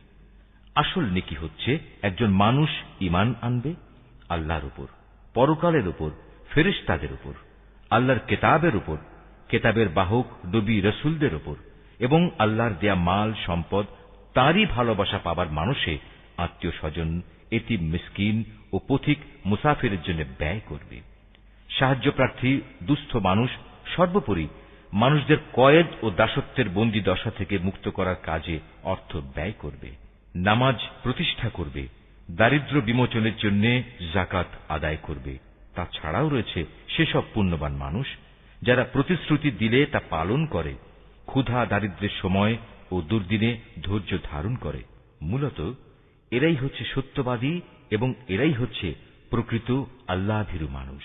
হে মানুষ, যারা ঈমান এনেছ, তোমাদের জন্য নরহত্যার কিসাস তথা প্রতিশোধ কিভাবে নিতে হবে তা নির্ধারণ করে দেয়া হয়েছে, এবং তা এই যে মৃত স্বাধীন ব্যক্তির বদলে স্বাধীন ব্যক্তি দণ্ডাজ্ঞা পাবে, দাসের বদলে পাবে দাস, নারীর বদলে নারীর উপর দণ্ড প্রযোজ্য হবে। অবশ্য যে হত্যাকারীকে, যাকে হত্যা করা হয়েছে, তার পরিবারের লোকেরা কিংবা তার ভাইয়ের পক্ষ থেকে ক্ষমা করে দেয়া হয়, তার ক্ষেত্রে কোন ন্যায়ানুগ পন্থা অনুসরণ করে তা সম্পন্ন করতে হবে। এটা তোমাদের মালিকের পক্ষ থেকে দণ্ড হ্রাস করার উপায় এবং তার একটি অনুগ্রহ মাত্র। যদি কেউ এর পরেও বাড়াবাড়ি করে তাহলে তার জন্য কঠোর শাস্তি রয়েছে। হে বিবেকবান লোকেরা, আল্লাহর নির্ধারিত এই কিসাসের মাঝেই সত্যিকার অর্থে তোমাদের সমাজ ও জাতির জীবন নিহিত রয়েছে। আশা করা যায় অতঃপর তোমরা সতর্ক হয়ে চলবে। হে ঈমানদার লোকেরা, তোমাদের জন্য এই আদেশ জারি করা হয়েছে যে যদি তোমাদের মাঝে কোনো লোকের মৃত্যু এসে হাজির হয় এবং সে যদি কিছু সম্পদ রেখে যায়, তাহলে ন্যায়ানুগ পন্থায় তা বন্টনের কাজে তার পিতামাতা ও আত্মীয় স্বজনের জন্য ওসিয়তের ব্যবস্থা রয়েছে। এটা পরহেজগার লোকদের উপর একান্ত করণীয়। যারা তার এই ওসিয়ত শুনে নেওয়ার পর নিজেদের স্বার্থে তা পাল্টে নিল, তাদের জানা উচিত এটা বদলানোর অপরাধের দায়িত্ব তাদের উপরেই বর্তাবে। আল্লাহ তাআলা সবকিছুই শোনেন এবং সবকিছুই তার জানা। অবশ্য কারো যদি ওসিয়তকারীর কাছ থেকে এ ধরনের আশঙ্কা থাকে যে সে পক্ষপাতিত্ব করে কারো প্রতি অবিচার করে গেছে কিংবা কারো সাথে এর ফলে নাইনসাফি করা হয়েছে, তাহলে যদি সদিচ্ছা নিয়ে মূল বিষয়টি সংশোধন করে নেয়, এতে তার কোনো দোষ হবে না। আল্লাহ তাআলা বড়ই ক্ষমাশীল, মেহেরবান। হে মানুষ, তোমরা যারা ঈমান এনেছ, তোমাদের উপর রোজা ফরজ করে দেয়া হয়েছে, যেমনি করে ফরজ করা হয়েছিল তোমাদের পূর্ববর্তী লোকদের উপর, যেন তোমরা এর মাধ্যমে আল্লাহকে ভয় করতে পারো। রোজা ফরজ করা হয়েছে কয়েকটি নির্দিষ্ট দিনের জন্য। তারপরেও কেউ যদি সেই দিনগুলোতে অসুস্থ হয়ে যায় কিংবা কেউ যদি তখন সফরে থাকে, সে ব্যক্তি সমপরিমাণ দিনের রোজা সুস্থ হয়ে অথবা সফর থেকে ফিরে এসে আদায় করে নেবে। এর পরেও যাদের উপর রোজা একান্ত কষ্টকর হবে, তাদের জন্য এর বিনিময়ে ফেদিয়া থাকবে, এবং তা হচ্ছে একজন গরিব ব্যক্তিকে তৃপ্তি ভরে খাবার দেয়া। অবশ্য যদি কোনো ব্যক্তি এর চাইতে বেশি দিয়ে ভালো কাজ করতে চায়, তাহলে এ অতিরিক্ত কাজ তার জন্য হবে একান্ত কল্যাণকর। তবে এ সময় তোমরা যদি রোজা রাখতে পারো, তাই তোমাদের জন্য ভালো। তোমরা যদি রোজার উপকারিতা সম্পর্কে জানতে যে এতেই কল্যাণ রয়েছে। রোজার মাস এমন একটি মাস যাতে কোরআন নাজিল করা হয়েছে, আর এই কোরআন হচ্ছে মানব জাতির জন্য পথের দিশা, সৎ পথের সুস্পষ্ট নিদর্শন, মানুষদের জন্য হক বাতিলের পার্থক্যকারী। অতএব তোমাদের মধ্যে যে ব্যক্তি এ মাসটি পাবে, সে এতে রোজা রাখবে। তবে যদি সে অসুস্থ হয়ে পড়ে কিংবা সফরে থাকে, সে পরবর্তী কোনো সময় গুনে গুনে সেই পরিমাণ দিন পূরণ করে নেবে। এ সুযোগ দিয়ে আল্লাহ তাআলা তোমাদের জীবন আসান করে দিতে চান। আল্লাহ তাআলা কখনোই তোমাদের জীবন কঠোর করে দিতে চান না। আল্লাহর উদ্দেশ্য হচ্ছে তোমরা যেন গুনে গুনে রোজার সংখ্যাগুলো পূরণ করতে পারো। আল্লাহ তাআলা তোমাদের কোরআনের মাধ্যমে জীবন যাপনের যে পদ্ধতি শিখিয়েছেন, তার জন্য তোমরা তার মাহাত্ম্য বর্ণনা করতে এবং তার কৃতজ্ঞতা আদায় করতে পারো। হে নবী, আমার কোন বান্দা যখন তোমাকে আমার ব্যাপারে জিজ্ঞেস করে, তাকে তুমি বলে দিও, আমি তার একান্ত কাছেই আছি, আমি আহ্বানকারীর ডাকে সাড়া দিই যখন সে আমাকে ডাকে, তাই তাদের উচিত আমার আহ্বানে সাড়া দেয়া এবং সম্পূর্ণভাবে আমার উপরই ঈমান আনা। আশা করা যায় এতে করে তারা সঠিক পথের সন্ধান পাবে। রোজার মাসের রাতের বেলায় তোমাদের স্ত্রীদের কাছে যৌন মিলনের জন্য যাওয়া তোমাদের জন্য হালাল করে দেয়া হয়েছে, কারণ তোমাদের নারীরা যেমনি তোমাদের জন্য পোশাক স্বরূপ, ঠিক তোমরাও তাদের জন্য পোশাক সমতুল্য। আল্লাহ তাআলা এটা জানেন। রোজার মাসে রাতের বেলায় স্ত্রী সহবাসের ব্যাপারে তোমরা নানা ধরনের আত্মপ্রতারণার আশ্রয় নিচ্ছিলে, তাই তিনি তোমাদের উপর থেকে কড়াকড়ি শিথিল করে তোমাদের উপর দয়া করলেন এবং তোমাদের মাফ করে দিলেন। এখন তোমরা চাইলে তাদের সাথে সহবাস করতে পারো এবং এ ব্যাপারে আল্লাহ পাক তোমাদের জন্য যা বিধিবিধান কিংবা সন্তান লিখে রেখেছেন তা সন্ধান করো। রোজার সময় পানাহারের ব্যাপারে আল্লাহর নির্দেশ হচ্ছে, তোমরা পানাহার অব্যাহত রাখতে পারো যতক্ষণ পর্যন্ত রাতের অন্ধকার রেখার ভেতর থেকে ভোরের শুভ্র আলোক রেখা তোমাদের জন্য পরিষ্কার প্রতিভাত না হয়। অতঃপর তোমরা রাতের আগমন পর্যন্ত রোজা পূর্ণ করে নাও। তবে মসজিদে যখন তোমরা ইতিকাফ অবস্থায় থাকবে তখন নারী সম্ভোগ থেকে বিরত থেকো। এই হচ্ছে আল্লাহ তাআলার নির্ধারিত সীমারেখা। অতএব তোমরা কখনো এর কাছেও যেও না। এভাবেই আল্লাহ তাআলা তাঁর যাবতীয় নিদর্শন মানুষদের জন্য বলে দিয়েছেন, যাতে করে তারা এ আলোকে আল্লাহ তাআলাকে ভয় করতে পারে। তোমরা একে অন্যের অর্থ সম্পদ অন্যায় অবৈধভাবে আত্মসাৎ করো না। আবার জেনে বুঝে অন্যায়ভাবে অন্যের সম্পদ ভোগ করার জন্য এর একাংশ বিচারকদের সামনে ঘুষ কিংবা উপঢৌকন হিসেবেও পেশ করো না। নবী, তারা তোমাকে নতুন চাঁদগুলো ও তাদের বাড়া কমা সম্পর্কে জিজ্ঞেস করবে। তুমি তাদের বলে দাও, মূলত এগুলো হচ্ছে মানব জাতির জন্য একটি স্থায়ী সময় নির্ঘণ্ট, যার মাধ্যমে মানুষরা দিন তারিখ সম্পর্কে জানতে পারে। তাছাড়া এর মাধ্যমে লোকেরা হজের সময়সূচিও জেনে নিতে পারে। এহরাম বাঁধার পর পেছন দরজা দিয়ে ঘরে প্রবেশ করার মাঝে কোনো সওয়াব নেই। আসল নেকি হচ্ছে কে আল্লাহ তাআলাকে ভয় করল তা দেখা। এখন থেকে ঘরে ঢোকার সময় সামনের দুয়ার দিয়েই তোমরা আসা যাওয়া করো। তোমরা একমাত্র আল্লাহ তাআলাকে ভয় করবে। আশা করা যায় তোমরা কামিয়াব হতে পারবে। তোমরা আল্লাহ তাআলার পথে সেসব লোকের সাথে লড়াই করো যারা তোমাদের সাথে লড়াই করে, কিন্তু কোনো অবস্থায় সীমা লঙ্ঘন করো না, কারণ আল্লাহ তাআলা কখনো সীমা লঙ্ঘনকারীদের পছন্দ করেন না। যেখানেই তোমরা তাদের পাও সেখানেই তোমরা তাদের হত্যা করো। যেসব স্থান থেকে তারা তোমাদের বহিষ্কার করে দিয়েছে তোমরাও তাদের সেসব স্থান থেকে বের করে দাও। জেনে রেখো, ফিতনা, ফাসাদ, দাঙ্গা হাঙ্গামা, নরহত্যার চাইতেও বড় অপরাধ তোমরা কাবা ঘরের পাশে কখনো তাদের সাথে যুদ্ধে লিপ্ত হও না, যতক্ষণ পর্যন্ত তারা সেখানে তোমাদের আক্রমণ না করে।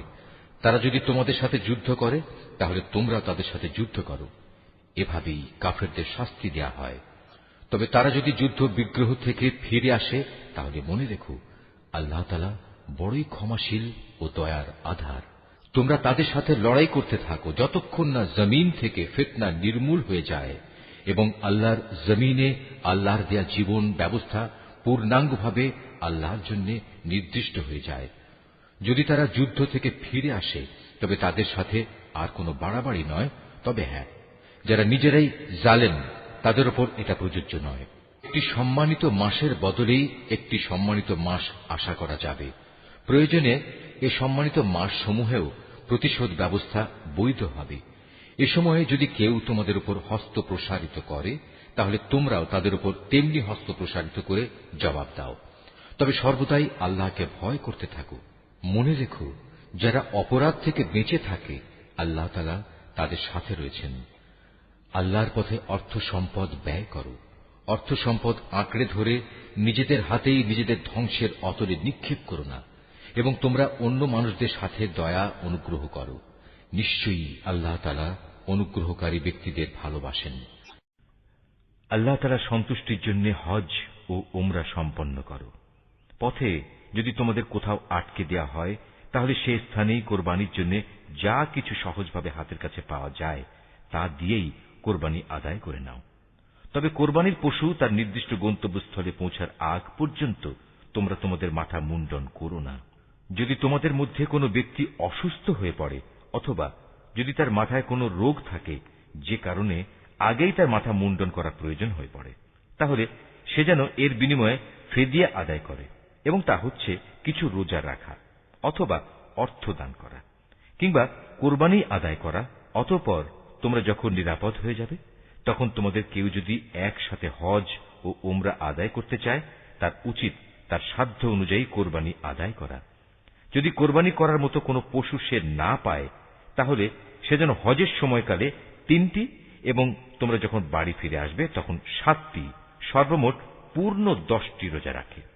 এই সুবিধাটুকু শুধু তাদের জন্য যাদের পরিবার পরিজন আল্লাহর ঘরের আশেপাশে বর্তমান নেই। তোমরা আল্লাহকেই ভয় করো, জেনে রেখো আল্লাহ তাআলা কঠোর আযাব প্রদানকারী বটে। হজের মাসসমূহ একান্ত সুপরিচিত। সে সময়গুলোর মধ্যে যে ব্যক্তি হজ আদায় করার মনস্থ করবে সে যেন জেনে রাখে হজের ভেতর কোনো যৌন সম্ভোগ নেই, নেই কোনো অশ্লীল গালিগালাজ বা ঝগড়াঝাটি। আর যত ভালো কাজই তোমরা করো আল্লাহ তাআলা অবশ্যই তা জানেন। হজের নিয়ত করলে এর জন্য তোমরা পাথেয় জোগাড় করে নেবে, যদিও আল্লাহর ভয়টাই হচ্ছে মানুষের সর্বোৎকৃষ্ট পাথেয়। অতএব হে বুদ্ধিমান মানুষরা, তোমরা আমাকেই ভয় করো। হজের এ সময়গুলোতে যদি তোমরা আল্লাহর অনুগ্রহ তালাশ করতে গিয়ে কোনো অর্থনৈতিক ফায়দা হাসিল করতে চাও, তাতে তোমাদের কোনোই দোষ নেই। অতঃপর তোমরা যখন আরাফাতের ময়দান থেকে ফিরে আসবে তখন মুজদালিফায় মাশআরে হারামের কাছে এসে আল্লাহকে স্মরণ করবে, ঠিক যেমনি করে আল্লাহ তাআলা তোমাদের তাকে ডাকার পথ বলে দিয়েছেন তেমনি করে তাকে স্মরণ করবে। ইতিপূর্বে তোমরা আসলেই পথভ্রষ্টদের দলে শামিল ছিলে। তারপর তোমরা সে স্থান থেকে ফিরে এসো যেখান থেকে অন্য হজ পালনকারী ব্যক্তিরা ফিরে আসে। নিজেদের ভুল ভ্রান্তির জন্য আল্লাহ তাআলার কাছে ক্ষমা প্রার্থনা করো। নিঃসন্দেহে আল্লাহ তাআলা গুনাহ খাতা মাফ করে দেন, তিনি বড়ই দয়ালু। যখন তোমরা তোমাদের হজের যাবতীয় আনুষ্ঠানিকতা শেষ করে নেবে তখন এখানে বসে আগের দিনে যেভাবে তোমরা তোমাদের পূর্বপুরুষদের গৌরবের কথা স্মরণ করতে, তেমনি করে বরং তার চেয়ে বেশি পরিমাণে এখন আল্লাহকে স্মরণ করো। মানুষদের ভেতর থেকে একদল লোক বলে, হে আমাদের মালিক, সব ভালো জিনিস তুমি আমাদের এই দুনিয়াতেই দিয়ে দাও। বস্তুত যারা এ ধরনের কথা বলে তাদের জন্য পরকালে আর কোনো পাওনাই বাকি থাকে না। আবার এ মানুষদেরই আর একদল বলে, হে আমাদের প্রতিপালক, এ দুনিয়ায়ও তুমি আমাদের কল্যাণ দান করো, পরকালেও তুমি আমাদের কল্যাণ দাও, সর্বোপরি তুমি আমাদের আগুনের আযাব থেকে নিষ্কৃতি দাও। এ ধরনের লোকদের তাদের নিজ নিজ উপার্জন মোতাবেক তাদের যথার্থ হিস্সা রয়েছে। আল্লাহ তাআলাই হচ্ছেন দ্রুত হিসাব গ্রহণকারী। হাতে গোনা হজের এ কয়টি দিনে বেশি পরিমাণে আল্লাহকে স্মরণ করো। হজের পর যদি কেউ তাড়াহুড়ো করে দুদিনের মধ্যে মিনা থেকে মক্কায় ফিরে আসে তাতে যেমন কোনো দোষ নেই, তেমনি যদি কোনো ব্যক্তি সেখানে আরো বেশি অপেক্ষা করতে চায় তাতেও কোনো দোষ নেই। এই নিয়ম হচ্ছে তার জন্য যে আল্লাহকে ভয় করেছে। তোমরা শুধু আল্লাহ তাআলাকে ভয় করো এবং জেনে রাখো একদিন তোমাদের তাঁর কাছেই জড়ো করা হবে। মানুষদের মাঝে এমন লোকও আছে পার্থিব জীবনে যার কথা তোমাকে খুবই উৎফুল্ল করবে। তার মনে যা কিছু আছে তার উপর সে আল্লাহ তাআলাকে সাক্ষী বানায়, কিন্তু এর প্রকৃত পরিচয় হচ্ছে সে ভীষণ ঝগড়াটে ব্যক্তি। আবার সে যখন আল্লাহর জমিনের কোথাও ক্ষমতার আসনে বসতে পারে তখন সে নানা প্রকারে অশান্তি সৃষ্টি করতে শুরু করে, জমিনের শস্য ক্ষেত্র বিনাশ করে, জীবজন্তুর বংশ নির্মূল করতে চায়। মূলত আল্লাহ তাআলা কখনো বিপর্যয় সৃষ্টিকারী মানুষদের পছন্দ করেন না।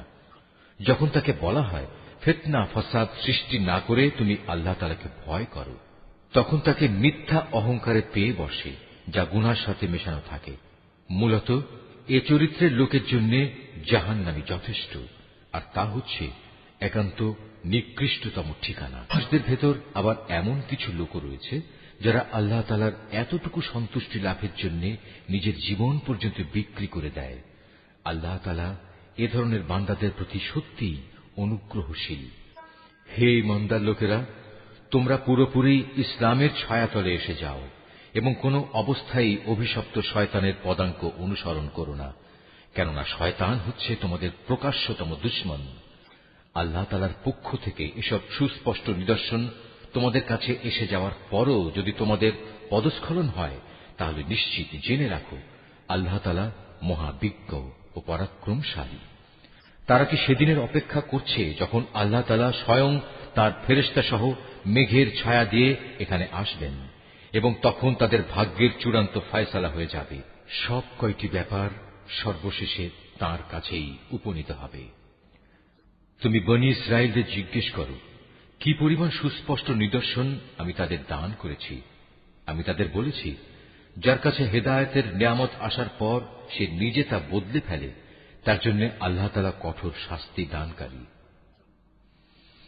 যারা আল্লাহ তাআলাকে অস্বীকার করেছে, তাদের জন্য তাদের এ পার্থিব জীবনটা খুব লোভনীয় করে সাজিয়ে রাখা হয়েছে। এরা ঈমানদার ব্যক্তিদের বিদ্রূপ করে, অথচ এই ঈমানদার ব্যক্তি যারা আল্লাহ তাআলাকে ভয় করেছে, শেষ বিচারের দিন তাদের মর্যাদা এদের তুলনায় অনেক বেশি হবে। আল্লাহ তাআলা যাকে চান তাকে অপরিমিত রিজিক দান করেন। একসময় সব মানুষ একই উম্মতের অন্তর্ভুক্ত ছিল, পরে এরা নানা দলে উপদলে বিভক্ত হয়ে তাদের স্রষ্টাকেই ভুলে গেল। তখন আল্লাহ তাআলা সঠিক পথের অনুসারীদের সুসংবাদবাহী আর গুনাহগারদের জন্য আযাবের সতর্ককারী হিসেবে নবীদের পাঠালেন। তিনি সত্যসহ গ্রন্থ নাজিল করলেন, যেন তা মানুষদের এমন পারস্পরিক বিরোধ সমূহের চূড়ান্ত ফয়সালা করতে পারে যে ব্যাপারে তারা মতবিরোধ করে। তাদের কাছে সুস্পষ্ট হেদায়েত পাঠানো সত্ত্বেও তারা পারস্পরিক বিদ্রোহ ও বিদ্বেষ সৃষ্টির জন্য মতবিরোধ করেছে। অতঃপর আল্লাহ তাআলা তাদের সবাইকে স্বীয় ইচ্ছায় সেই সঠিক পথ দেখালেন, যার ব্যাপারে ইতিপূর্বে তাদের মধ্যে মতবিরোধ সৃষ্টি হয়েছিল। আল্লাহ তাআলা যাকে চান তাকে সঠিক পথ দেখান। তোমরা কি মনে করে নিয়েছ যে তোমরা এমনি এমনি বেহেশতে চলে যাবে? এখনো পূর্ববর্তী নবীদের অনুসারীদের বিপদের মতো কিছুই তোমাদের উপর নাজিল হয়নি। তাদের উপর বহু ধরনের বিপর্যয় ও সংকট এসেছে। কঠোর নির্যাতনে তারা নির্যাতিত হয়েছে, কঠিন নিপীড়নে তারা শিহরিত হয়ে উঠেছে। এমনকি স্বয়ং আল্লাহর নবী ও তার সঙ্গী সাথীরা অত্যাচারে অতিষ্ঠ হয়ে এক পর্যায়ে এই বলে আর্তনাদ করে উঠেছে, আল্লাহ তাআলার সাহায্য কবে আসবে? আল্লাহ তাআলা তাঁর প্রিয়জনদের সান্ত্বনা দিয়ে বললেন, অবশ্যই আল্লাহ তাআলার সাহায্য অতি নিকটে। তারা তোমার কাছে জানতে চাইবে তারা কি কি খাতে খরচ করবে। তুমি তাদের বলে দাও, যা কিছুই তোমরা তোমাদের পিতামাতার জন্য, আত্মীয় স্বজনদের জন্য, এতিম অসহায় মিসকিনদের জন্য এবং মুসাফিরের জন্য খরচ করবে, তাই আল্লাহ তাআলা গ্রহণ করবেন। যা ভালো কাজ তোমরা করবে, আল্লাহ তাআলা তা অবশ্যই জানতে পারবেন। সত্য প্রতিষ্ঠা ও অসত্য নির্মূল করার জন্য যুদ্ধ তোমাদের উপর ফরজ করে দেয়া হয়েছে, আর এটাই তোমাদের ভালো লাগে না। কিন্তু তোমাদের জেনে রাখা উচিত, এমন কোন জিনিস তো থাকতে পারে যা তোমাদের ভালো লাগে না, অথচ তাই তোমাদের জন্য কল্যাণকর। আবার একইভাবে এমন কোন জিনিস যা তোমাদের খুবই ভালো লাগবে, কিন্তু পরিণামে তা হবে তোমাদের জন্য খুবই ক্ষতিকর। আল্লাহ তাআলাই সব চাইতে ভালো জানেন, তোমরা কিছুই জানো না। সম্মানিত মাস ও তাতে যুদ্ধ করা সম্পর্কে তারা তোমাকে জিজ্ঞেস করবে। তুমি তাদের বলে দাও, এই মাসে যুদ্ধ বিগ্রহ করা অনেক বড় গুনার কথা, কিন্তু আল্লাহর কাছে এর চাইতে বড় গুনাহ হচ্ছে আল্লাহর পথ থেকে মানুষদের ফিরিয়ে রাখা, আল্লাহকে অস্বীকার করা, খানায়ে কাবার দিকে যাওয়ার পথ রোধ করা ও সেখানকার অধিবাসীদের সেখান থেকে বের করে দেয়া। আর আল্লাহ দ্রোহিতার ফিতনা, ফাসাদ, হত্যাকাণ্ডের চাইতেও অনেক বড় অন্যায়। এ কারণেই এরা তোমাদের সাথে এ মাসসমূহে লড়াই বন্ধ করে দেবে বলে তুমি ভেবো না। তারা তো পারলে বরং তোমাদের সবাইকে তোমাদের ইসলামী জীবন বিধান থেকেও ফিরিয়ে নিতে চাইবে। যদি তোমাদের কোনো ব্যক্তি তার দ্বীন থেকে ফিরে যায়, অতঃপর সে মৃত্যুমুখে পতিত হয় এমন অবস্থায় যে সে সুস্পষ্ট কাফের ছিল, তাহলে তারাই হবে সে লোক যাদের যাবতীয় কর্মকাণ্ড দুনিয়া আখিরাতে বিফলে যাবে, আর এরাই হবে জাহান্নামের অধিবাসী। সেখানে তারা চিরদিন থাকবে। যারা ঈমান এনেছে, যারা হিজরত করেছে এবং আল্লাহর পথে জিহাদ করেছে, তারাই আল্লাহ তাআলার পক্ষ থেকে অনুগৃহীত হবার আশা করতে পারে। আল্লাহ তাআলা ক্ষমাশীল, অত্যন্ত দয়ালু। নবী, এরা তোমাকে মদ ও জুয়া সম্পর্কে জিজ্ঞেস করবে। তুমি তাদের বলে দাও, এ দুটো জিনিসের মধ্যে অনেক বড় ধরনের পাপ রয়েছে, যদিও মানুষের জন্য এর কিছু কিছু ব্যবসায়িক উপকারিতাও রয়েছে, কিন্তু এ উভয়ের ধ্বংসকারী গুনাহ তার ব্যবসায়িক উপকারিতার চাইতে অনেক বেশি। তারা তোমাকে এও জিজ্ঞেস করে তারা নেক কাজে কি কি খরচ করবে। তুমি তাদের বলো, দৈনন্দিন প্রয়োজন পূরণের পর যা অতিরিক্ত তাই। আল্লাহ তাআলা এভাবে তোমাদের জন্য তাঁর আয়াতসমূহ খুলে খুলে বলে দেন, যাতে করে তোমরা এ নিয়ে চিন্তা ভাবনা করতে পারো। এ নির্দেশ তোমাদের ইহকাল ও পরকালের কল্যাণের জন্যই। তোমাকে তারা এতিমদের ব্যাপারে জিজ্ঞেস করবে। তুমি বলো, তাদের জন্য গৃহীত সব পন্থাই উত্তম। যদি তোমরা তোমাদের ধন সম্পদ তাদের সাথে মিশিয়ে ফেলো, তাতে কোনো দোষ নেই, কারণ তারা তো তোমাদেরই ভাই। আর আল্লাহ তাআলা এটা ভালো করেই জানেন কে ন্যায়ানুগ পন্থায় আছে আর কে ফাসাদি স্বভাবের লোক। আল্লাহ তাআলা চাইলে এ ব্যাপারে আরো অধিক কড়াকড়ি আরোপ করতে পারতেন। নিঃসন্দেহে আল্লাহ তাআলা ক্ষমতাবান এবং কুশলীও। তোমরা কখনো কোনো মুশরিক নারী বিয়ে করো না, যতক্ষণ না তারা ঈমান আনে। মনে রেখো, একজন মুসলমান দাসীও একজন ঐতিহ্যবাহী মুশরিক নারীর চাইতে উত্তম, যদিও এ মুশরিক নারীটি তোমাদের বেশি ভালো লাগে। হে মুসলিম মহিলারা, তোমরা কখনো কোনো মুশরিক পুরুষদের বিয়ে করো না, যতক্ষণ না তারা আল্লাহর উপর ঈমান আনে। কেননা একজন ঈমানদার দাসও একজন উঁচু খানদানের মুশরিক ব্যক্তির চাইতে ভালো, যদিও এ মুশরিক ব্যক্তিটি তোমাদের ভালো লাগে। আসলে এরা তোমাদের জাহান্নামের আগুনের দিকেই ডেকে নেবে।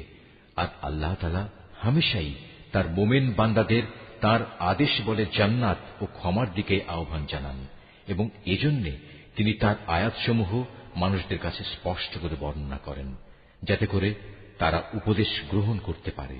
হে নবী, তারা তোমার কাছ থেকে মহিলাদের মাসিক ঋতুকাল ও এ সময়ে তাদের সাথে দৈহিক মিলন সম্পর্কে জানতে চাইবে। তুমি তাদের বলো, আসলে মহিলাদের এ সময়টা হচ্ছে একটি অপবিত্র ও কষ্টকর অবস্থা। কাজেই ঋতুস্রাবকালে তাদের সঙ্গ বর্জন করবে এবং তোমরা দৈহিক মিলনের জন্য তাদের কাছে যেও না, যতক্ষণ না তারা পুনরায় পবিত্র হয়। অতঃপর তারা যখন পুরো পাক সাফ হয়ে যায়, তখন তোমরা তাদের কাছে যাও। দৈহিক মিলনের যে পদ্ধতি আল্লাহ তাআলা শিখিয়ে দিয়েছেন সেভাবে যাবে। আল্লাহ তাআলা অবশ্যই সেসব লোকদের ভালোবাসেন যারা আল্লাহর দিকেই ফিরে আসে এবং যারা পাক পবিত্রতা অবলম্বন করে। তোমাদের স্ত্রীরা হচ্ছে তোমাদের জন্য সন্তান উৎপাদনের ফসল ক্ষেত্র। তোমরা তোমাদের এই ফসল ক্ষেত্রে যেভাবে ইচ্ছা সেভাবেই গমন করো। তোমরা সময় থাকতে নিজেদের জন্য কিছু অগ্রিম নেক আমল পাঠিয়ে দাও। তোমরা আল্লাহকে ভয় করো। জেনে রেখো, একদিন তোমাদের সবাইকে তাঁর সামনাসামনি হতে হবে। মোমেনদের তুমি পুরস্কারের সুসংবাদ দান করো। তোমরা তোমাদের এমন শপথের জন্য আল্লাহর নামকে কখনো ঢাল হিসাবে ব্যবহার করবে না, যার মাধ্যমে ভালো কাজ করা, আল্লাহ তাআলাকে ভয় করা এবং মানুষদের মাঝে শান্তি শৃঙ্খলা প্রতিষ্ঠা করার কাজ থেকে তোমরা দূরে থাকবে। কারণ আল্লাহ তাআলা তোমাদের সবকিছুই শোনেন এবং সব কথাই তিনি জানেন। আল্লাহ তাআলা তোমাদের নিরর্থক শপথের জন্য কখনো পাকড়াও করবেন না, তবে তিনি অবশ্যই সেসব শপথের ব্যাপারে তোমাদের জিজ্ঞাসাবাদ করবেন, যা তোমরা আন্তরিকভাবে সম্পন্ন করো। বস্তুত আল্লাহ তাআলা বড় ক্ষমাশীল ও ধৈর্যশীল। যেসব লোক নিজ স্ত্রীদের কাছে যাবে না বলে কসম করেছে, তাদের এ ব্যাপারে মনস্থির করার জন্য 4 মাসের অবকাশ রয়েছে। এ সময়ের ভেতর যদি তারা তাদের কসম থেকে ফিরে আসে, তাহলে জেনে রেখো আল্লাহ তাআলা ক্ষমাশীল ও দয়াবান। আর তারা যদি এ সময়ের ভেতর তালাক দেওয়ার সিদ্ধান্ত করে, তাহলে তারা যেন জেনে রাখে আল্লাহ তাআলা সব শোনেন, জানেন। তালাকপ্রাপ্তা মহিলারা যেন 3টি মাসিক ঋতু অথবা ঋতু থেকে পবিত্র থাকার 3টি মুদ্দত পর্যন্ত নিজেদের পুনরায় বিয়ের বন্ধন থেকে দূরে রাখে। তাদের গর্ভে আল্লাহ তাআলা যা কিছু সৃষ্টি করেছেন তা গোপন করা কোনো অবস্থায় তাদের পক্ষে ন্যায়সঙ্গত হবে না, যদি তারা আল্লাহর উপর এবং পরকালের উপর ঈমান আনে। এ সময়ের ভেতর তাদের ফিরিয়ে নেয়ার ব্যাপারে তাদের স্বামীরা অবশ্য বেশি অধিকারী, যদি তারা উভয়ে পরস্পর মিলেমিশে চলতে চায়।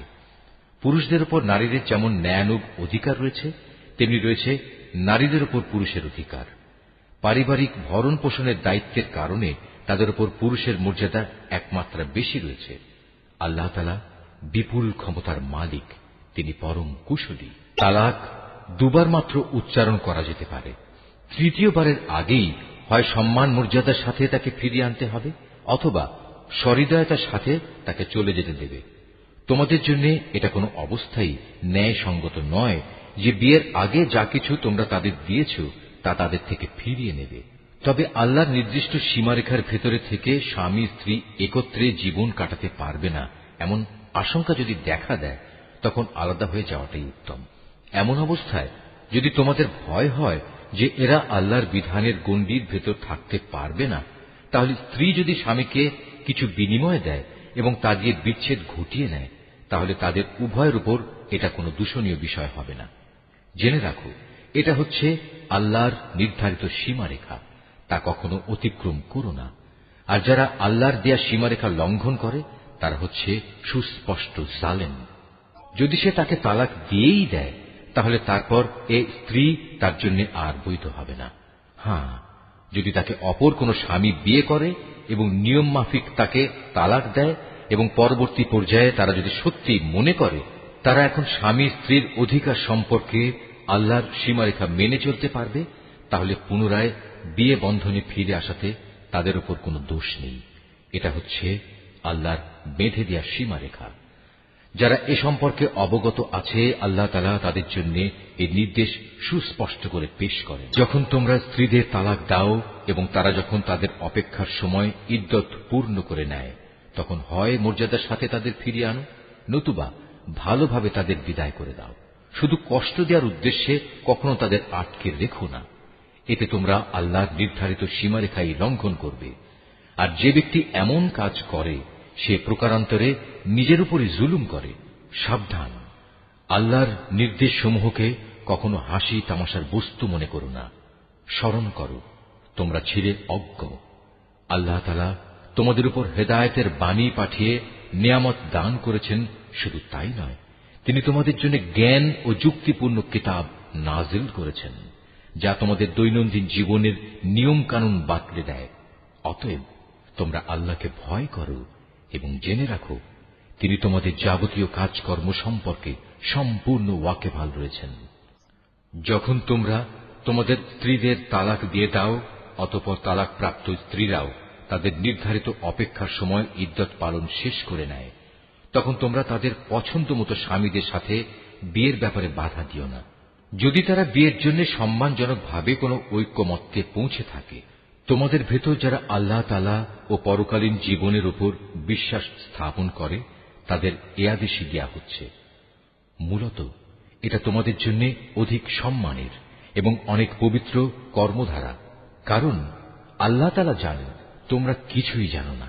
মায়েদের পুরো 2 বছরই সন্তানকে বুকের দুধ খাওয়ানো উচিত। এ নিয়ম তার জন্য যে চায় সন্তানের দুধ খাওয়ানো পুরো মাত্রায় আদায় করুক। সন্তানের পিতা দুধ খাওয়ানোর জন্য মায়েদের সম্মানজনক ভরণ পোষণ সুনিশ্চিত করবে। কোন ব্যক্তির উপর তার সাধ্যাতীত বোঝা চাপিয়ে দেওয়া যাবে না। পিতার সঙ্গতির কথা ভাবতে গিয়ে দেখতে হবে মায়েরাও যেন আবার নিজ সন্তান নিয়ে বেশি কষ্টে না পড়ে যায়, এবং পিতাকেও যেন সন্তান জন্ম দেওয়ার কারণে অযথা কষ্টে পড়ে যেতে না হয়, সেটাও খেয়াল রাখতে হবে। সন্তানের পিতার অবর্তমানে তার উত্তরাধিকারীদের উপর সন্তানের জন্মদাত্রী মায়ের অধিকার এভাবেই বহাল থাকবে। তবে কোন পর্যায়ে পিতামাতা যদি পারস্পরিক সম্মতি ও পরামর্শের ভিত্তিতে আগেভাগেই সন্তানের দুধ ছাড়িয়ে নিতে চায়, তাতেও তাদের উপর কোনো দোষের কিছু নেই। তোমরা যদি নিজেদের বদলে অন্য কাউকে সন্তানের দুধ খাওয়ানোর জন্য নিয়োগ করতে চাও এবং যদি দুগ্ধদাত্রীর পাওনা যথাযথভাবে বুঝিয়ে দেওয়া হয়, তাতেও কোনো গুনাহ নেই। সর্বাবস্থায় আল্লাহ তাআলাকে ভয় করো এবং জেনে রেখো, তোমরা যা কিছুই করো আল্লাহ তাআলা তার সব কিছুই দেখতে পান। তোমাদের মধ্যে যারা মৃত্যু মুখে পতিত হয় এবং তারা যদি তাদের স্ত্রীদের জীবিত রেখে যায়, সে অবস্থায় স্ত্রীরা যদি বিয়ে করতে চায়, তাহলে তারা তাদের নিজেদের 4 মাস 10 দিন পর্যন্ত সময় বিয়ে থেকে বিরত থাকবে। অপেক্ষার এ সময়টুকু যখন তারা পূরণ করে নেবে, তখন নিজেদের বিয়ের ব্যাপারে তারা ন্যায়ানুগ পন্থায় যা ইচ্ছা তাই করতে পারবে, এবং এ বিষয়টিতে তাদের উপর কোনো গুনাহ নেই। মূলত তোমরা যে যাই করো না কেন, আল্লাহ তাআলা সব কাজেরই খবর রাখেন। এমনকি সে অপেক্ষার সময় শেষ হওয়ার আগেও তোমরা কেউ যদি তাকে বিয়ে করার জন্য পয়গাম পাঠাও, কিংবা তেমন কোন ইচ্ছা যদি তোমরা নিজেদের মনের ভেতর লুকিয়েও রাখো, তাতেও তোমাদের উপর কোনো দোষ নেই, কেননা আল্লাহ তাআলা এটা ভালো করেই জানেন। তাদের কথা অবশ্যই তোমরা বারবার মনে করবে, কিন্তু সাবধান, আড়ালে আবডালে থেকে গোপনে তাদের বিয়ের কোনো প্রতিশ্রুতি দিও না। তাদের সাথে কখনো তোমাদের কথা বলতে হলে তা বলবে সম্মানজনক পন্থায়, আর ইদ্দত অপেক্ষার শরীয়ত সম্মত সময় শেষ হবার আগে কখনো তার সাথে বিয়ের সংকল্প করো না। জেনে রেখো, তোমাদের মনের সব ইচ্ছা অভিসন্ধির কথা কিন্তু আল্লাহ তাআলা ভালো করেই জানেন। অতএব তোমরা একমাত্র তাঁর থেকেই সতর্ক হও এবং একথাও জেনে রেখো, আল্লাহ তাআলা অত্যন্ত ধৈর্যশীল, মহান ক্ষমাশীল। স্ত্রীদের শারীরিকভাবে স্পর্শ করা কিংবা তাদের জন্য মোহরের কোনো অঙ্ক নির্ধারণের আগেই যদি তোমরা তাদের তালাক দাও, তাতে শরীয়তের দৃষ্টিতে তোমাদের উপর কোনো গুনাহ নেই। এ পরিস্থিতিতে মোহরের কোনো অঙ্ক নির্ধারিত না হলেও তাদের ন্যায়ানুগ পন্থায় কিছু পরিমাণ অর্থ আদায় করে দেবে। ধনী ব্যক্তির উপর এটা হবে তার নিজ ক্ষমতা অনুযায়ী এবং গরিব ব্যক্তির উপর হবে তার সঙ্গতি অনুযায়ী। এটা নেককার লোকদের উপর আরোপিত স্ত্রীদের একটি অধিকার বটে। যদি এমন হয় তোমরা তাদের শারীরিকভাবে স্পর্শ করনি, কিন্তু মোহরের অঙ্ক নির্ধারিত করে নিয়েছ, এমতাবস্থায় যদি তোমরা তাদের তালাক দাও, তাহলে তাদের জন্য থাকবে নির্ধারিত মোহরের অর্ধেক পরিমাণ, যা আদায় করে দিতে হবে। হ্যাঁ, তালাকপ্রাপ্তা স্ত্রী নিজের থেকে যদি তোমাদের তা মাফ করে দেয়, কিংবা যে স্বামীর হাতে বিয়ের বন্ধন রয়েছে সে যদি স্ত্রীকে নির্দিষ্ট পরিমাণের বেশি দিয়ে অনুগ্রহ দেখাতে চায়, তাহলে তা হবে আল্লাহ ভীতিরও একান্ত কাছাকাছি। কখনো একে অপরের প্রতি দয়া ও সহৃদয়তা দেখাতে ভুলো না, কারণ তোমরা কে কি কাজ করো তার সবকিছুই আল্লাহ তাআলা পর্যবেক্ষণ করছেন। তোমরা নামাজ সমূহের উপর গভীরভাবে যত্নবান হও, বিশেষ করে মধ্যবর্তী নামাজ, এবং আল্লাহর জন্য বিনীতভাবে দাঁড়িয়ে থাকো। অতঃপর যদি তোমরা ভীতিপ্রদ কোনো অবস্থার সম্মুখীন হও, তখন প্রয়োজনে তোমরা নামাজ পড়বে পায়ের উপর দাঁড়িয়ে কিংবা সওয়ারের উপর থাকা অবস্থায়। তারপর তোমরা যখন নিরাপদ হয়ে যাবে তখন আল্লাহ তাআলাকে স্মরণ করো, যেভাবে আল্লাহ তাআলা তাকে স্মরণ করার নিয়ম শিখিয়েছেন, যার কিছুই তোমরা ইতিপূর্বে জানতে না। তোমাদের মধ্যে থেকে যদি কেউ মৃত্যুমুখে পতিত হয় এবং সে বিধবা স্ত্রীদের রেখে যায়, তার উত্তরসূরিদের জন্য তার ওসিয়ত থাকবে যেন তারা 1 বছর পর্যন্ত তাদের স্ত্রীদের ব্যয়ভার বহন করে। কোনো অবস্থায় যেন তার ভিটে মাটি থেকে তাকে বের করে দেয়া না হয়। এই সময় পূরণ হবার আগে যদি তারা নিজেরাই বের হয়ে যায় এবং তারা নিজেদের ব্যাপারে কোনো ভিন্ন সিদ্ধান্ত করে কোনো সম্মানজনক ব্যবস্থা করে নেয়, তাহলে এজন্য তোমাদের উপর কোনো দোষ পড়বে না। আল্লাহ তাআলা সবার উপর শক্তিশালী, তিনি বিজ্ঞ কুশলীও। স্বামীদের উপর তালাকপ্রাপ্তা মহিলাদের জন্য ন্যায়সঙ্গত ভরণ পোষণের দায়িত্ব থাকবে। আল্লাহ তাআলাকে যারা ভয় করে, এটা তাদের উপর আরোপিত দায়িত্ব। এভাবেই আল্লাহ তাআলা তাঁর আয়াতগুলো তোমাদের জন্য সুস্পষ্ট করে বলে দিয়েছেন, যাতে করে তোমরা বুঝতে পারো। তুমি কি তাদের পরিণতি দেখোনি, যারা মৃত্যুর ভয়ে নিজেদের ভিটে মাটি ছেড়ে বেরিয়ে এসেছিল, অথচ তারা সংখ্যায় ছিল হাজার হাজার।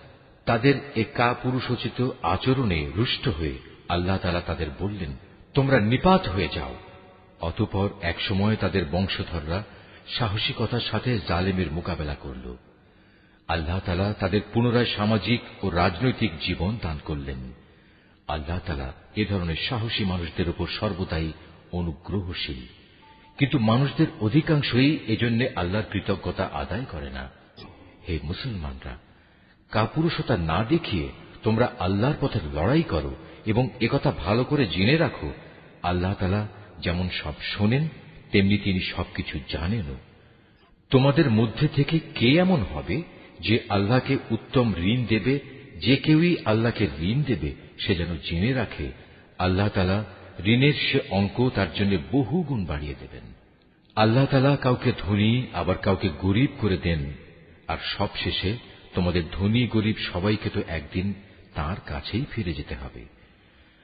তুমি কি বনী ইসরাইল দলের কতিপয় নেতা সম্পর্কে চিন্তা করনি, যখন তারা মুসার আগমনের পর তদানীন্তন নবীর কাছে বলেছিল, আমাদের জন্য একজন বাদশা ঠিক করে দাও, যেন তার সাথে আমরা আল্লাহর পথে লড়াই করতে পারি।